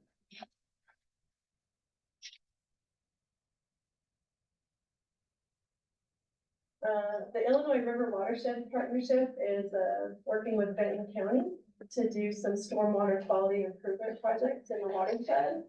We're recommending an amount up to $400,000 out of the OSG program. Malvern Waterworks is doing a sewer system rehab project that's eligible under this program. So we're recommending an amount up to $400,000 out of the OSG program in a grant. City of Mount Ida, they're doing a sanitary sewer evaluation study, joint testing in the study. So they requested $40,000. We're recommending a grant in amount up to $40,000 out of the OSG grant program. The Watershed Conservation Resource Center is doing Little Sandy Creek restoration. They're working with Washington County to do this project, and we're recommending a grant in amount up to $400,000 out of the OSG program. And that was the last one for the OSG. If you guys would like to take a vote on those at this point. All right, got any questions for Debbie before we? All right, what's your pleasure about this? I move for adoption. So, all right, we got a motion second that we adopt these recommendations. Is there any discussion on that motion? If not, all in favor, yes. Yes. Opposed, no. Okay, we'll move into our traditional funding, recommendations. First up, we have Community Water System, Public Water Authority. They're doing their Edgemont Pump Station project. It's a $1.3 million project. We're recommending a loan out of the Drinking Water State Revolving Fund for $1.3 million.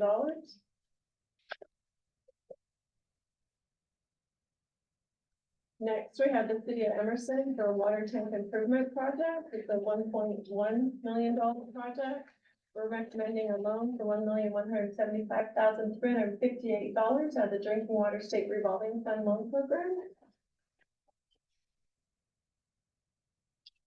The city of Hardy has an emergency spending request that the director spoke to the chairman about and was approved for an amount up to $100,000. And I do have Mayor Barnes here to answer any questions you might have about this one. Mayor Barnes, Good afternoon, how are you all today? thank you for being here. Good, thank you for having me, all the way from Sharp County, it's pleasure. Yes, sir. Thanks, sir. How can I help you guys? All right, we got the mayor here. All right, so we've got questions for him. I just want to say I appreciate you being here. I do too, Mayor, that's very, gracious of you. Thank you. My fire chief and I traveled, we got up at 5:30 this morning, we're gonna make a full day of it, so just glad to be down at the capital city. City of Hardy has had some infrastructure problems, and we are in some need of help. So, I've been in office a year, 5 months and 15 days, counting every minute of it. So this is the start of it. We have got a situation with some wastewater, and I'm not a waterman, but I've got my boots on, we go to work. So we've got a problem to fix, and, appreciate you guys helping us do it. We got 450 accounts, fixing to have our rate study performed here by the deadline in July, and hopefully we're not in a situation like this again. But this comes from some equipment that was manufactured in the 70s, installed in the 80s, and it's done its life. We just unfortunately don't have the funds right now, for my 743 residents to tackle this. So we appreciate y'all's assistance and any future consideration for funding, as our entire wastewater treatment facility is in need of rehab for the tune of $1.5 million at least. So any help would be considered on that moving forward. Just really appreciate that, as we are located on the Spring River, then it's the Black River, the Mississippi. So any consideration, that new graph that he had put together in that yellow area is where we are. Okay, well, you've got a wonderful team, Thank you. beautiful area. Thank you. And so y'all are working hard to kind of bring her up to standard. We are, 101 years ago, my great uncle was mayor of Hardy.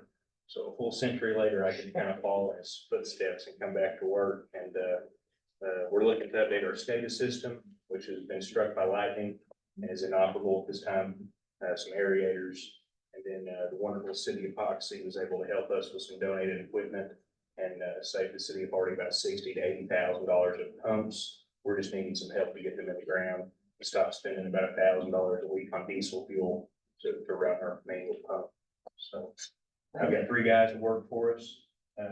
They're knee deep in it every day. They work real hard, and I know they appreciate, some help with this. Well, it's a long drive. You're not getting any complaints while you're here. Hey, that's fine. Well, I have one. Yes, sir.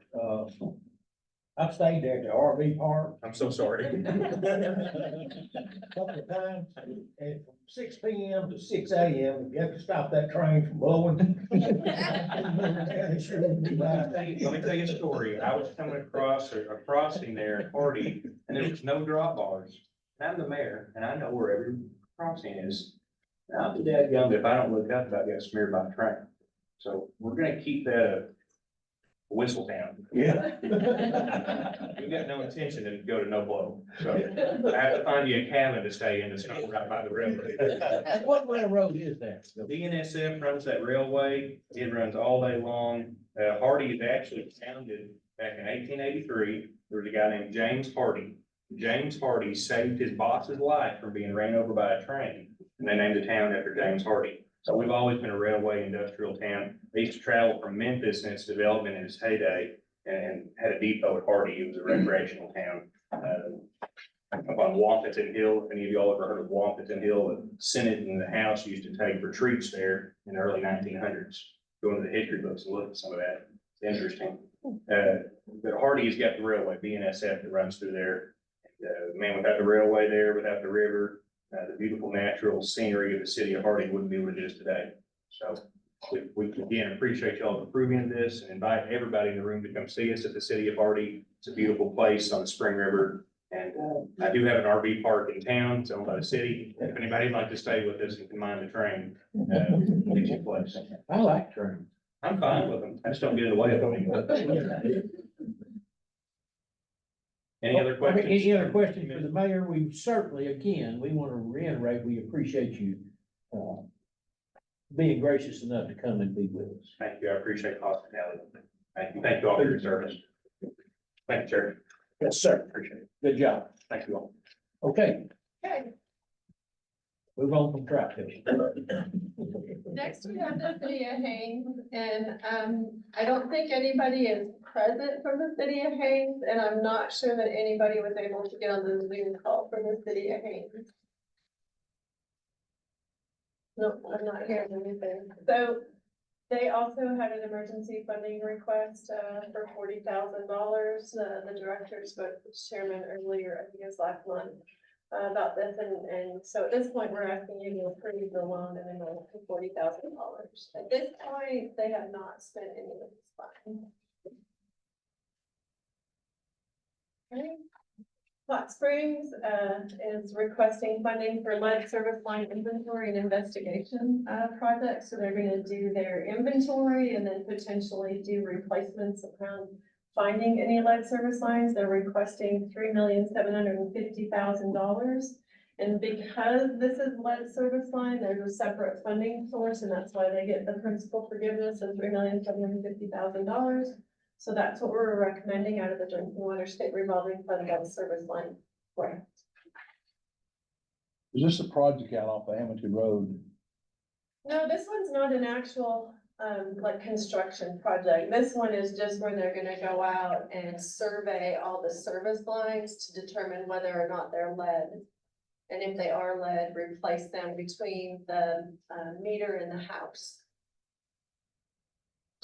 Now, Chris, they weren't eligible for lead service line with the Department of Health They could have, at no cost. the way, I think they're over. I think they're over 50,000. If Okay. the community size is over 50,000, then they're not eligible Okay. for that one. But it sounds like too, they're doing more in a more of an in-depth I see. than what the contractor is. able to do. Yeah, and any community in the state can come and get this funding. And I misstated, it's half loan and half principal forgiveness, so I don't think these numbers are correct. It should be 49% principal forgiveness and 51% loan. That's the breakdown between the two. I don't think we have our total project cost correct. But you might look in your packets to see what the actual number is. I don't have it in front of you. Chris, do you have the number there? It should be on yours at the back. Because I don't remember if the total project was 3.7 or if the total project was 7 million. Total project 3.75. Okay, so this should be, these two Should be numbers are double. wrong. Yeah, this should be 49% of the total, and this should be 51% of the total, so they're not getting 100% principal forgiveness. And that was, to your point, Joanne, that was, the communities have to understand if they qualified for the contractor, which is 100% paid for, Mhm. but if they chose to go on their own, then it's a 49.51. Gotcha. So they gotta put in, a certain percentage of that, 51% out of their pocket. And these loans for the lead service line inventory, since it's a mandate of EPA to do these inventories, we're doing these at 0% interest. So as cheap as we can make it for them. With no fees, no interest, just straight loan. So the 49% should be 1,837,000. That's the principal forgiveness. Yeah.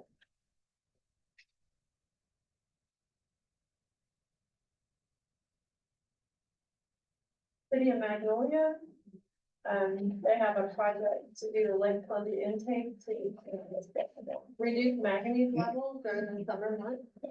Manganese is one of the qualifying emerging contaminants for the new emerging contaminant fund.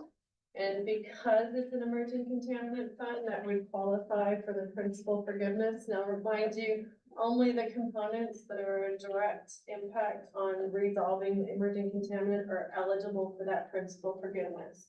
So should some of the components come back and not be eligible under that, then that would have to switch to loan funds out of the base program at this current money, right? So, but right now, it looks like everything is eligible, so we're gonna recommend principal forgiveness from the emerging contaminant grant for $613,240 for drinking. Phillips County Sewer Facilities Board is also an emergency, and Mr. Edwards is here to speak to this one if you have questions.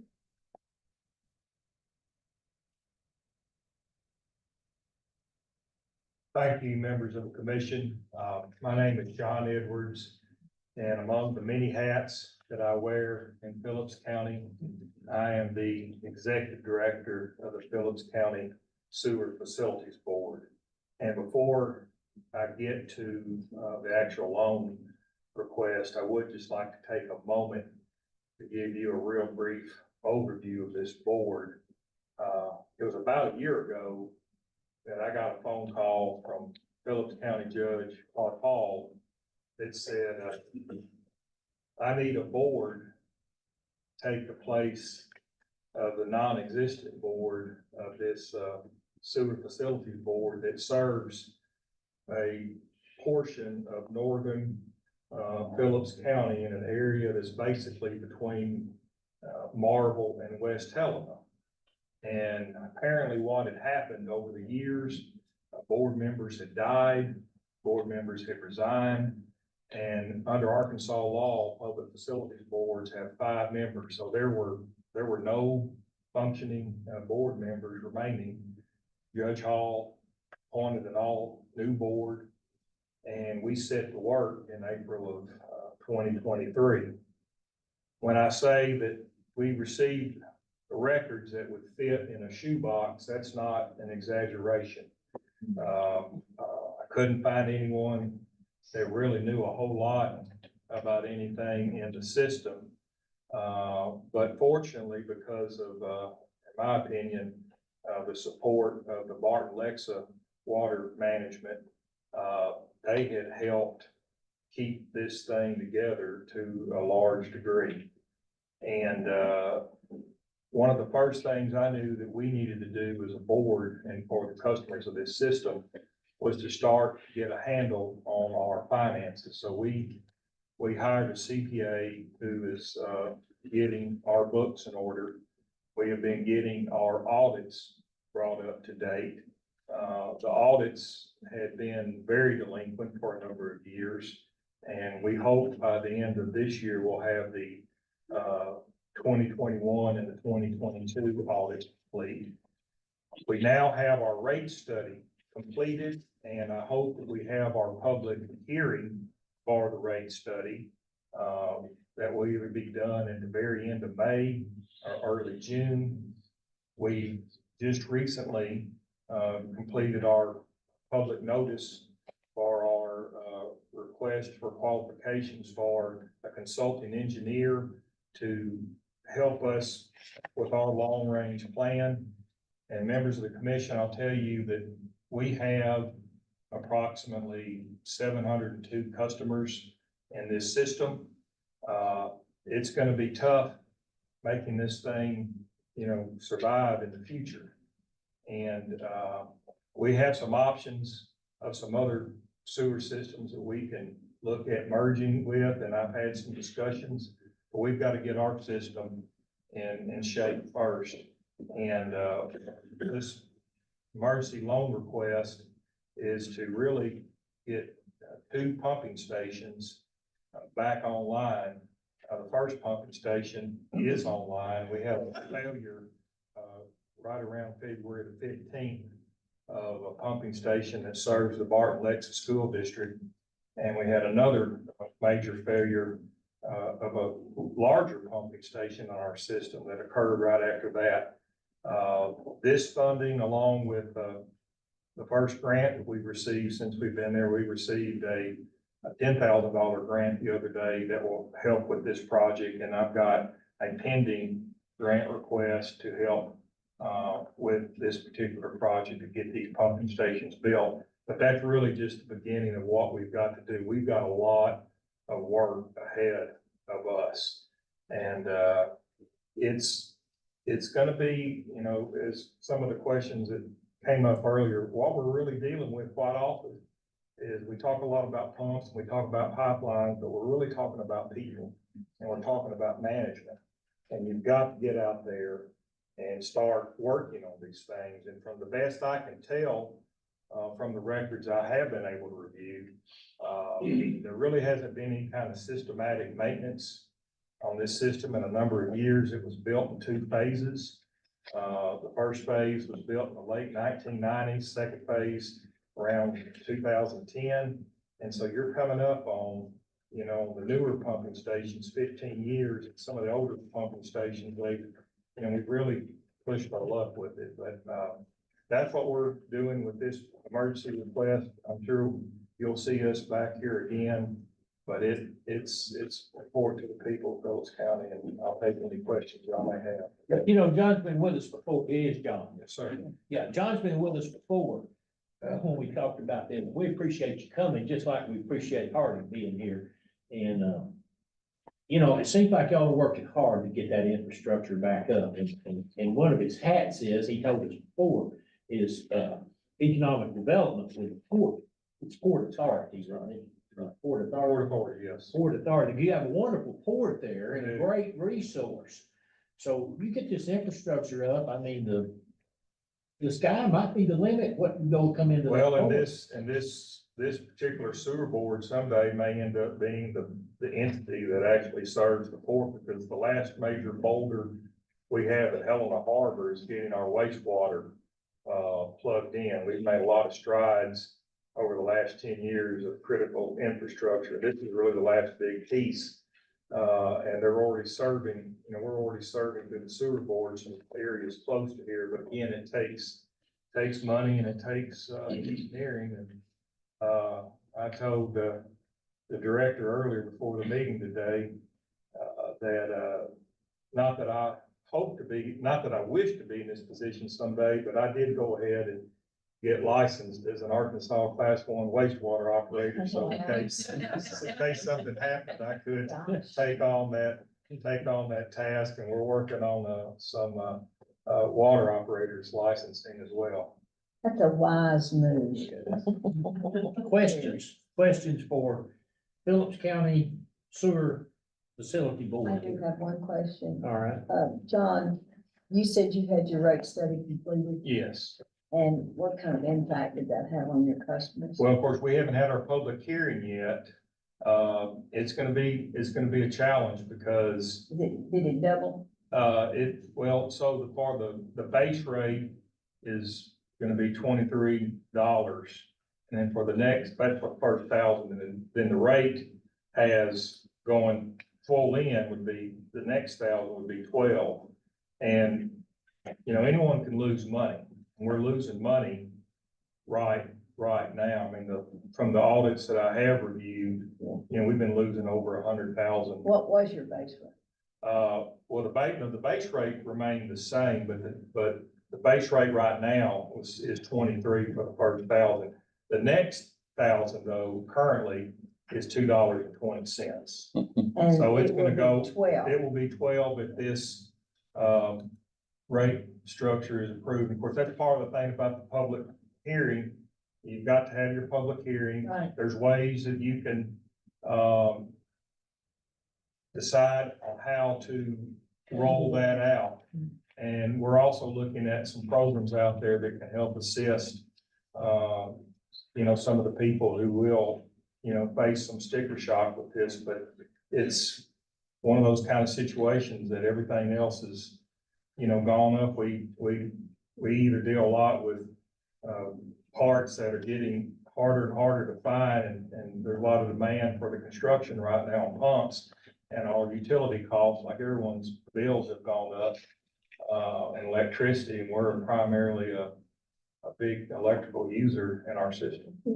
But there again, that states that you all are willing to We don't have a choice. I mean, we really we don't have a choice. I mean, I hope if we get this system healthier, we can find some efficiencies if there's still the desire by another system that want to merge with us. But again, that's not very far along, but we have had some conversations with some people out there. Well, we appreciate your hard work. We appreciate you, sir. Thank you.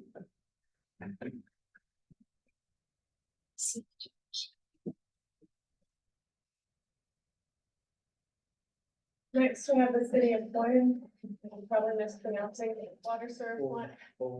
Owen. It's so cold. They're also doing a service line inventory replacement, project. And again, this should be 4951.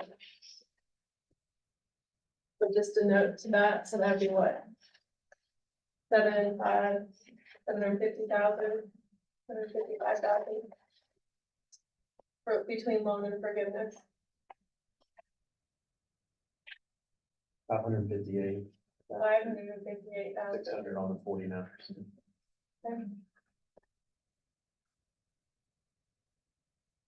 They're also doing an elevated storage tank. This one is not eligible for the lead service line funding, so this will be a 100% loan at the Drinking Water State Revolving Fund for 684,000.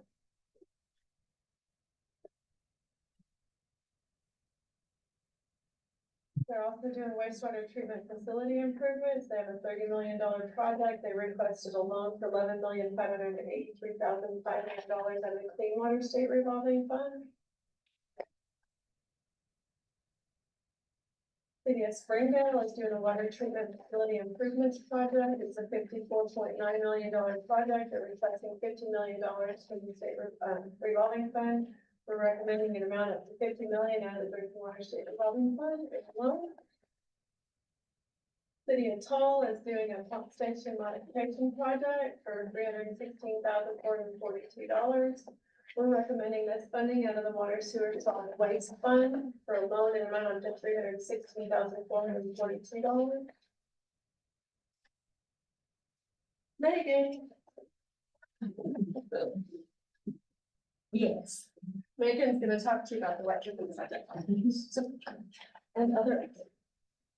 So the White River Irrigation District is ready for additional loan authority. They're, looking for a $15 million loaner. That is what's been requested, and this is to cover real estate easements, utility road relocations. They are constructing their own concrete boxes for crossings, and so that goes into some materials needed for that, and also for match for NRCS funding. So as far as an update of where they're at, the Corps of Engineers recently awarded the contract, or recently, the contract's been awarded with Energy, but Energy about 2 weeks ago came on site to begin, construction of the electrical substation. So that will power. Is that the pumping back there at the White River? Correct, at Balls Bluff. This is this electrical substation that will power the pump station. So that pump station has never had power. The electrical substation piece has not been there. It will be there. Energy, I think, anticipates that to be done in early 2025. Well, that would be a big step forward, wouldn't it? It would be. So the next big step on that particular pump station is the Corps of Engineers is in the process and very close to entering into a contract or beginning that process with the re-procurement to finish the pump station. So they've had issues with contractors in the past, and that pump station is substantially complete, but still needs quite a bit of work done to get it to look as pretty as the Marion Berry station does at Viameda. Not only pretty, but functioning too. So that construction is anticipated to be going on at the same time that Energy is working on the substation to be wrapped up relatively closely or at the same time as well. So that work's going on the pump station site with the Corps of Engineers. NRCS funding is working on canals and pipelines that go out to the Hazen Airport, and then just west of the Hazen Airport. So that once that is completed, pump station is complete, there, they would be able to pump water and serve approximately 40,000 acres.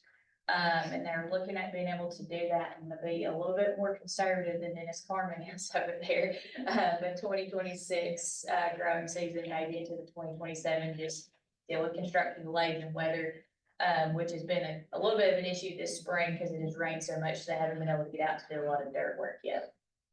But that is a White River update on this, but as far as Biomeda goes, they are, on the cusp of also the Corps going through a big process for the next, significant phase of canal construction for them. It's Canal 1000 Phase 3.2. They're working on acquiring the land rights for that, anticipate to have that completed this fall. With that construction starting next, construction season, which would be in the spring, summertime of 2025.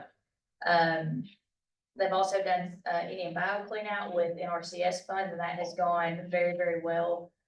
Pump stations have also been placed in those, in that area for those, for the Indian Bio area. They're also putting additional pump stations that are required. These are small pump stations, not big ones. And they also, the Wabaseka clean outs, 33 miles of clean out.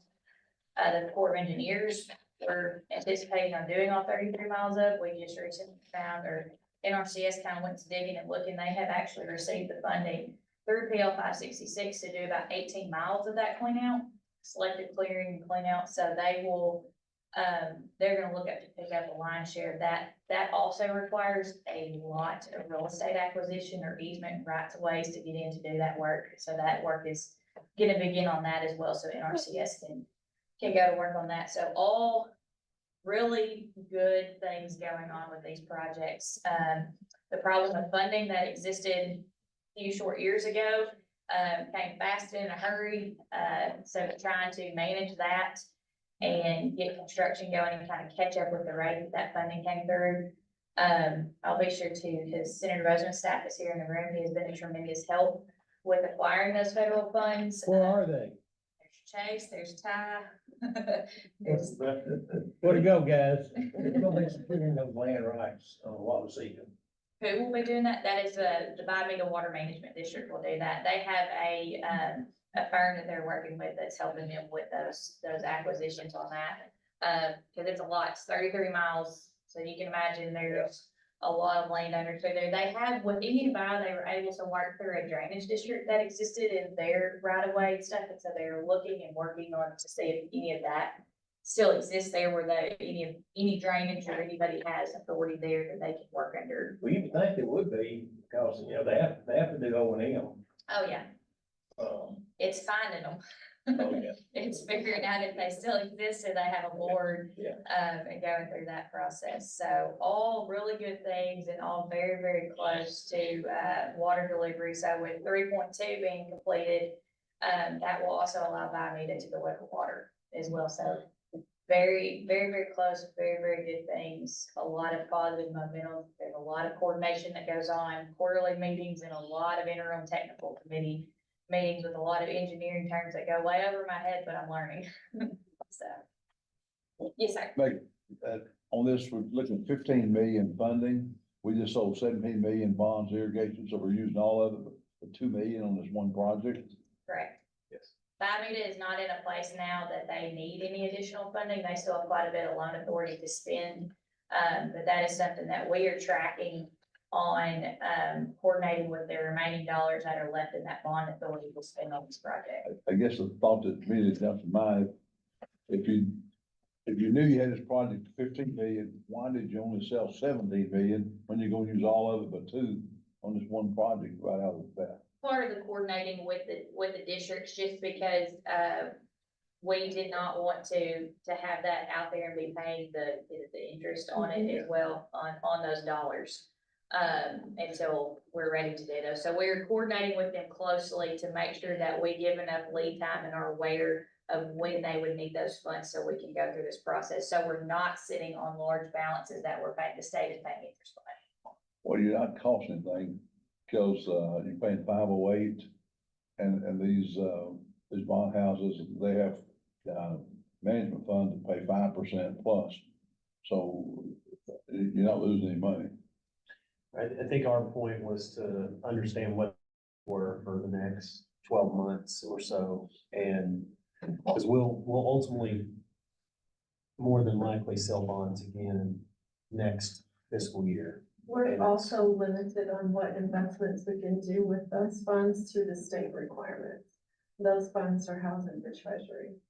And so the rate of return that we get is minimal. Adequate at this point. I just do what they say. I can't do what they say. So I guess the bottom line here is we're moving well on this. Absolutely. Boy, that's just great news. And we appreciate Senator Bowman and his staff. We appreciate you being here and we appreciate your work on this very important project. I think this is just possibly world changing. Well, maybe that's a little big, but.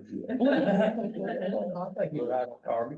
No, I think you're right. I mean, we got millions of gallons of water running into the ocean and we could be using it. We're talking all about needing water.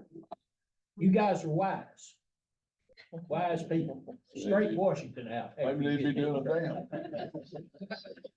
So as Megan alluded, we are recommending a loan to the White River Irrigation District for an amount up to $15 million.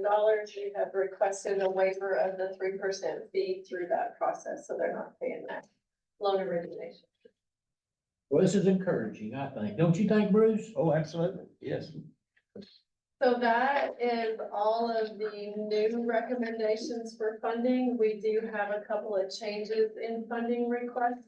Would you like to work your motion on the new funding request first? Well, can't we just take them all? You can. Yeah. Yeah, Okay, we're just gonna so take keep it all. going. Okay, so changing in funding, the city of Devon Bluff has requested that they change their funding source from the drinking water state revolving fund to the water sewer solid waste. It's because the dollar amount was only $142,000 and they have ARPA funds in this project. So if we put drinking water state revolving funds in there, even though the rate's lower, it would trigger a lot more federal requirements. So in order to avoid the additional federal requirements that would apply to the entire project, we're gonna request that they change the funding for from the drinking water state revolving fund to the water sewer solid waste in the amount of $142,720. And then Calhoun County Water Association, they're requesting to change from, I think that's from the drinking water state revolving funds as well to the water development fund in an amount of $2,301,647. Not quite the same situation. They would have been required to change the Public Water Authority in order to accept the drinking water state revolving funds. And they elected for their own reasons not to do that. So they have elected to move forward with a loan for $2,301,000. And that is the conclusion of the funding recommendations and the change in funding requests. So at this point. Move we accept staff recommendations. Second. We got a motion and second that we accept the staff's recommendation on these funding requests. Is there any discussion on that motion? If not, all in favor, yes? Yes. Yes. All in favor? Yes. opposed? Thank you, Jamie. We got you, buddy. All right. So last up, I have our report on the deobligation of funds. So we have quite a few. So a lot of these are the funding requests where you can say that where they decline funding. Where they were actually seeking grant funds or principal forgiveness funds, and we did not have enough.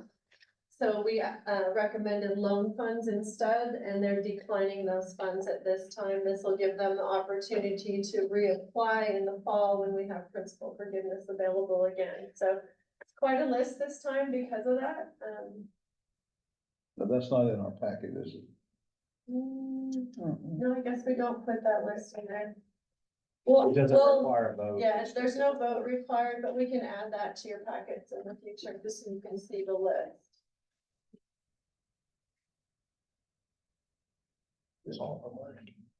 No, Now, see the fund, it's Yeah. all clean water, there's a water Oh, okay. development fund. Yeah. none of these are ARPA funds. And I have another page. So we do have a couple of complete projects on this one. The Lost Bridge Village and Taylor are actually the projects complete and they're de-obligating the unexpended funds. But the rest of those are also declining funding. Mountain Home is one. We were talking about the CGO. So that $7 million, I'm not positive that Anusa had that taken into consideration on his report today, that they're de-obligating those funds. So just an FYI. So they're just gonna have to delay their project. Yeah, a lot of them are gonna delay the project or they've decided not to move forward with the project at all at this time, but we have told them all they can reapply in the fall. Just bear in mind that the amount of funding we have available, free money, the principal forgiveness is very limited. Off the top of my head, drinking water would be around $10 million and clean water, I think, is around $5 million in principal forgiveness. So very much less than what we were able to come up with last fall. And it is possible too that they found funding somewhere else. Yeah, some of them, a few of them I know got funding out of USDA rural development when they had a grant loan component. So they were able to locate other funding sources, but a lot of them are declining at this time. Okay, oh, great. And that concludes my presentation. Excellent. Good Excellent job. job. All right. All right, so now we're going to move along here and go into our partners reports. And our partners are up here on the screen. Am I correct on that? Some here. Some here. All right, first up, we got NRCS, Karen Thompson.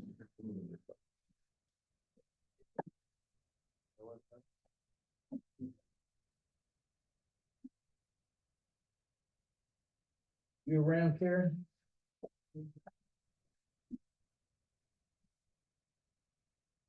Well, we may not get to hear it too. All right, Bruce McGowan from UAPB. Golden Line. Bruce is not with us either. All right, we're gonna go to, Laura Rule Whittle, She's here. And USGS. the- Laura, appreciate you. Come up there, you just- Sure, come on up here, so we can get a good look at you.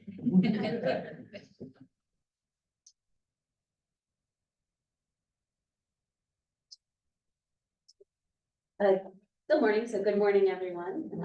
I will make this brief, but just wanted to give you some updates of some of the stuff that we've been working on.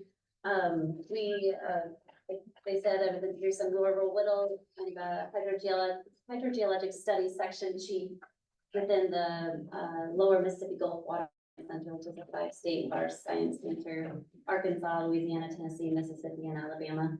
And I wanted to give you a few updates of what we've been working on. We just wrapped up the groundwater synoptic event for the spring of 2024, which consisted of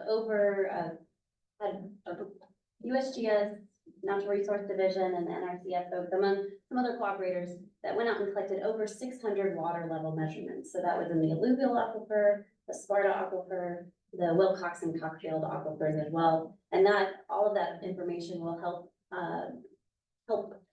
us create potentiometric surface map, the water level map, which will also feed into some of our groundwater models as well.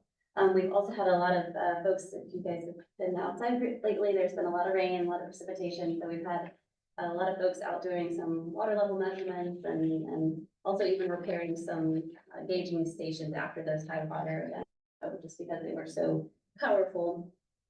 We also have some groundwater modeling that's wrapping up in some critical groundwater areas. I thought that might be of interest in the Cache and Grand Prairie areas where they've worked with some cooperators. This is part of the Arkansas Groundwater Initiative Project and also the Mississippi Alluvial Plain Project and also working with NRD to model groundwater in those areas and model scenarios, conservation scenarios based on, maybe it's switching to surface water irrigation and how will that impact water levels moving into the future.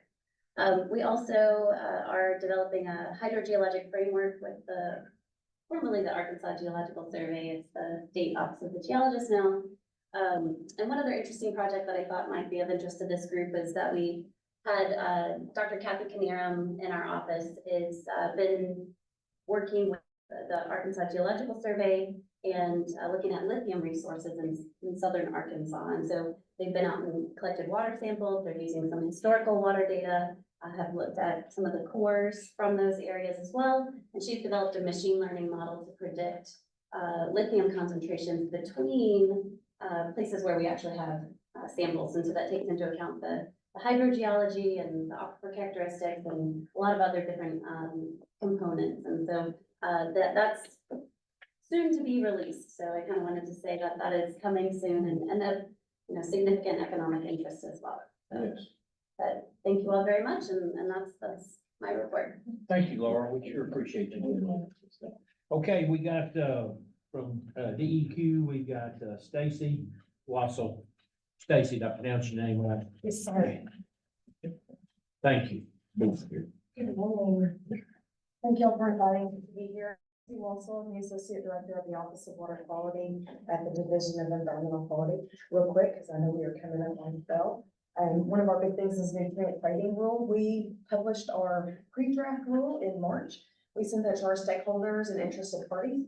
We had some stakeholder meetings on that during April, so 17th and the 24th. We had a lot of great interaction with our stakeholders and interested parties. And so right now we are working to finalize that draft rule. And then it'll go for internal review before it goes to the governor's office or approval to move forward in that rulemaking process. We are continuing to prioritize our permit review for issuance of permits based on funding requirements and timelines. And then lastly, Brian, I really enjoyed working with you. I think you like, I want to thank you for always being willing to share your knowledge, your experience, and I really appreciate all the communication and collaboration with our office at DEQ. So thank you very much. Very And good. that's all I have, unless anyone Good has any job. questions. Thank you. Anybody have questions for Stacy? Thank you, Stacy. Thank We you. appreciate it very much.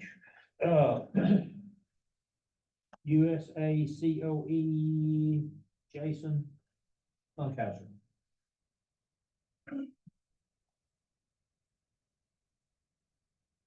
Morning, Mr. Chairman. Appreciate the opportunity to visit with you guys for a few minutes. Chris kind of steals my thunder a little bit on a couple of my talking points, but that just makes it short. So we do have several projects with you guys, ongoing, as Chris mentioned, the Arkansas Water Plan with meetings, stakeholder meetings last week. Very useful. Some of the crowds were smaller, but I would argue that the discussions were very helpful. They were intimate, so we could ask a lot of questions, one-on-one questions. We got some really good feedback. So it was great to be a part of that. We're looking forward to wrapping that phase of the project up late July, early August. The Arkansas Levy Assessments Project, that's just getting kicked off. We just secured funds for that late last week. And as Chris said, we're going to be executing the contract by the end of this federal fiscal year, which is September 30th. So we don't know who the contract will be, but the plan is to have a local entity here in the state that kind of understands the hydrology and the levee systems in Arkansas. That'll help facilitate that project quite a bit. We have an ongoing study in Northwest Arkansas with the Illinois River. Well, it's Brian's idea. It was with Oklahoma on the Illinois River. We took that study and we really focused it in Arkansas, specific to the basin, Illinois River Basin, looking at flooding hotspots, developing some urban runoff equations for planners to use as that area develops to help better plan the water resources as they develop the landscape out there. We're meeting with Brian and some of his staff, probably some others this afternoon to provide them with a more detailed update. But that project is moving along quite well. We've got a couple other projects, not with you guys, but directly, but indirectly, we will be working with you guys. We have a watershed management plan for Brewer Lake that's just getting kicked off. That Brewer Lake is Conway's drinking water supply, and it's got some nutrient influx issues. It's got some bacteria issues, a few other water quality issues. So we're working with Tate, and his group. So we'll develop this watershed management plan that can feed into some of the opportunities that his, non-point source plan, program, so that the two can work together to help the city of Conway and actually Conway County better manage that resource. So we're excited about that. That's a fully federal program. That's an economic deprived area. And there's some issues with some jurisdictional waters. So it's pretty high priority for the administration. So we were able to get that. So that's pretty nice.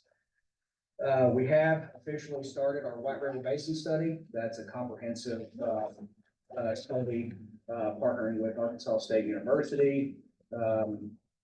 We're still working on getting some of the nuances of the agreement worked out, but that's a 5-year study, pretty in-depth, to the tune of about $5 million, where we will look at the water resources in the basin, the White River Basin, how they've been allocated over the years, how the land use has changed, how the water use has changed in that basin, and see if we can make recommendations for better managing that system as a whole, the White River. So from the headwaters all the way down to Clarendon, probably a little bit below Clarendon, maybe even down to St. Charles. There's a navigation component that will be built into that as well. So it'll be a really helpful, good study. It actually dovetails nicely with the state water plan. Some of the discussions that were ongoing last Thursday with the ag community deals a lot with the lower part of the White River Basin and the water use. So we'll be able to use those two in lock step. So that'll be really nice. Looking forward to that. That's a 5-year study. Like I said, it just now got started. And then lastly, I wanted to echo ADQ's comments about Ryan. It's been a pleasure working with Ryan. I've worked with him for probably at least 15 years. So known him for a long time, and from the Corps of Engineers standpoint, he's been a strong supporter of water resources in the state. So is the Corps, and it's been great partnering with him. So I did want to say thank you, Ryan, and we will miss you. With that concludes my report, sir. Thank you, sir. Yes, sir.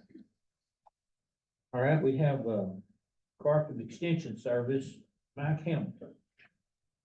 Yeah, I'm joining you online. Hope you can hear me.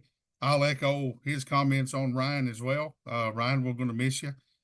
So stay in touch, and I'm sure you'll be famous and very fortunate in your new career. So with that, I'm just going to give a quick update. Mike Daniels couldn't be here, but he asked me to give an update on some of the meetings and field days that we're working on.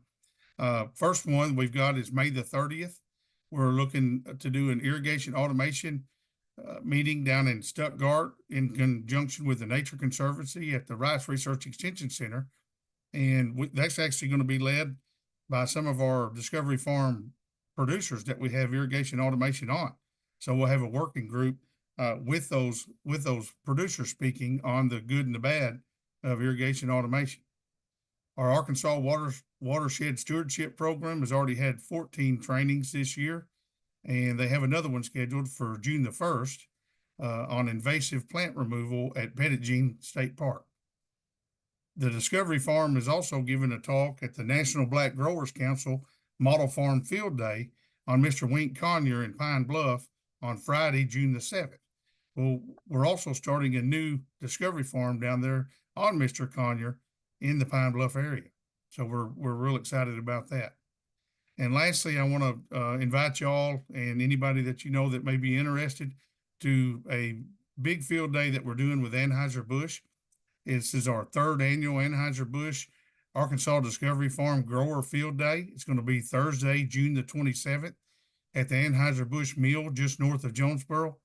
Last year, they brought one Clydesdale. Even my wife come out and pet the Clydesdale. This year, they're going to bring the entire hitch out. So wow. Anheuser-Busch is really committed to this field day and making this a huge event, celebrating agriculture and our conservation efforts and the conservation efforts of the growers. So it's going to be a big event, a bunch of vendors out there with several different food options that Anheuser-Busch is taking care of the bill for. And also might want to get a designated driver because they're going to serve a lot of beverages. With that, thank you all. Thank you, commissioners, for your time, and we'll talk at you later. We ride those Clydesdales home. I think that'd hold me up. I think that'd be a good trip. Hey, good report. Thank you. Thank y'all. Driver Bruce. All right, that leads us into other business. Do you have any other business? I do. All right. Chairman, Hit it. we're privileged to have. Oh, Bruce. Joanne's been a long time friend and, she's. Might be she's gonna ex-friend. be- She is soon to be inducted into the Arkansas Women's Hall of Fame. Whoa.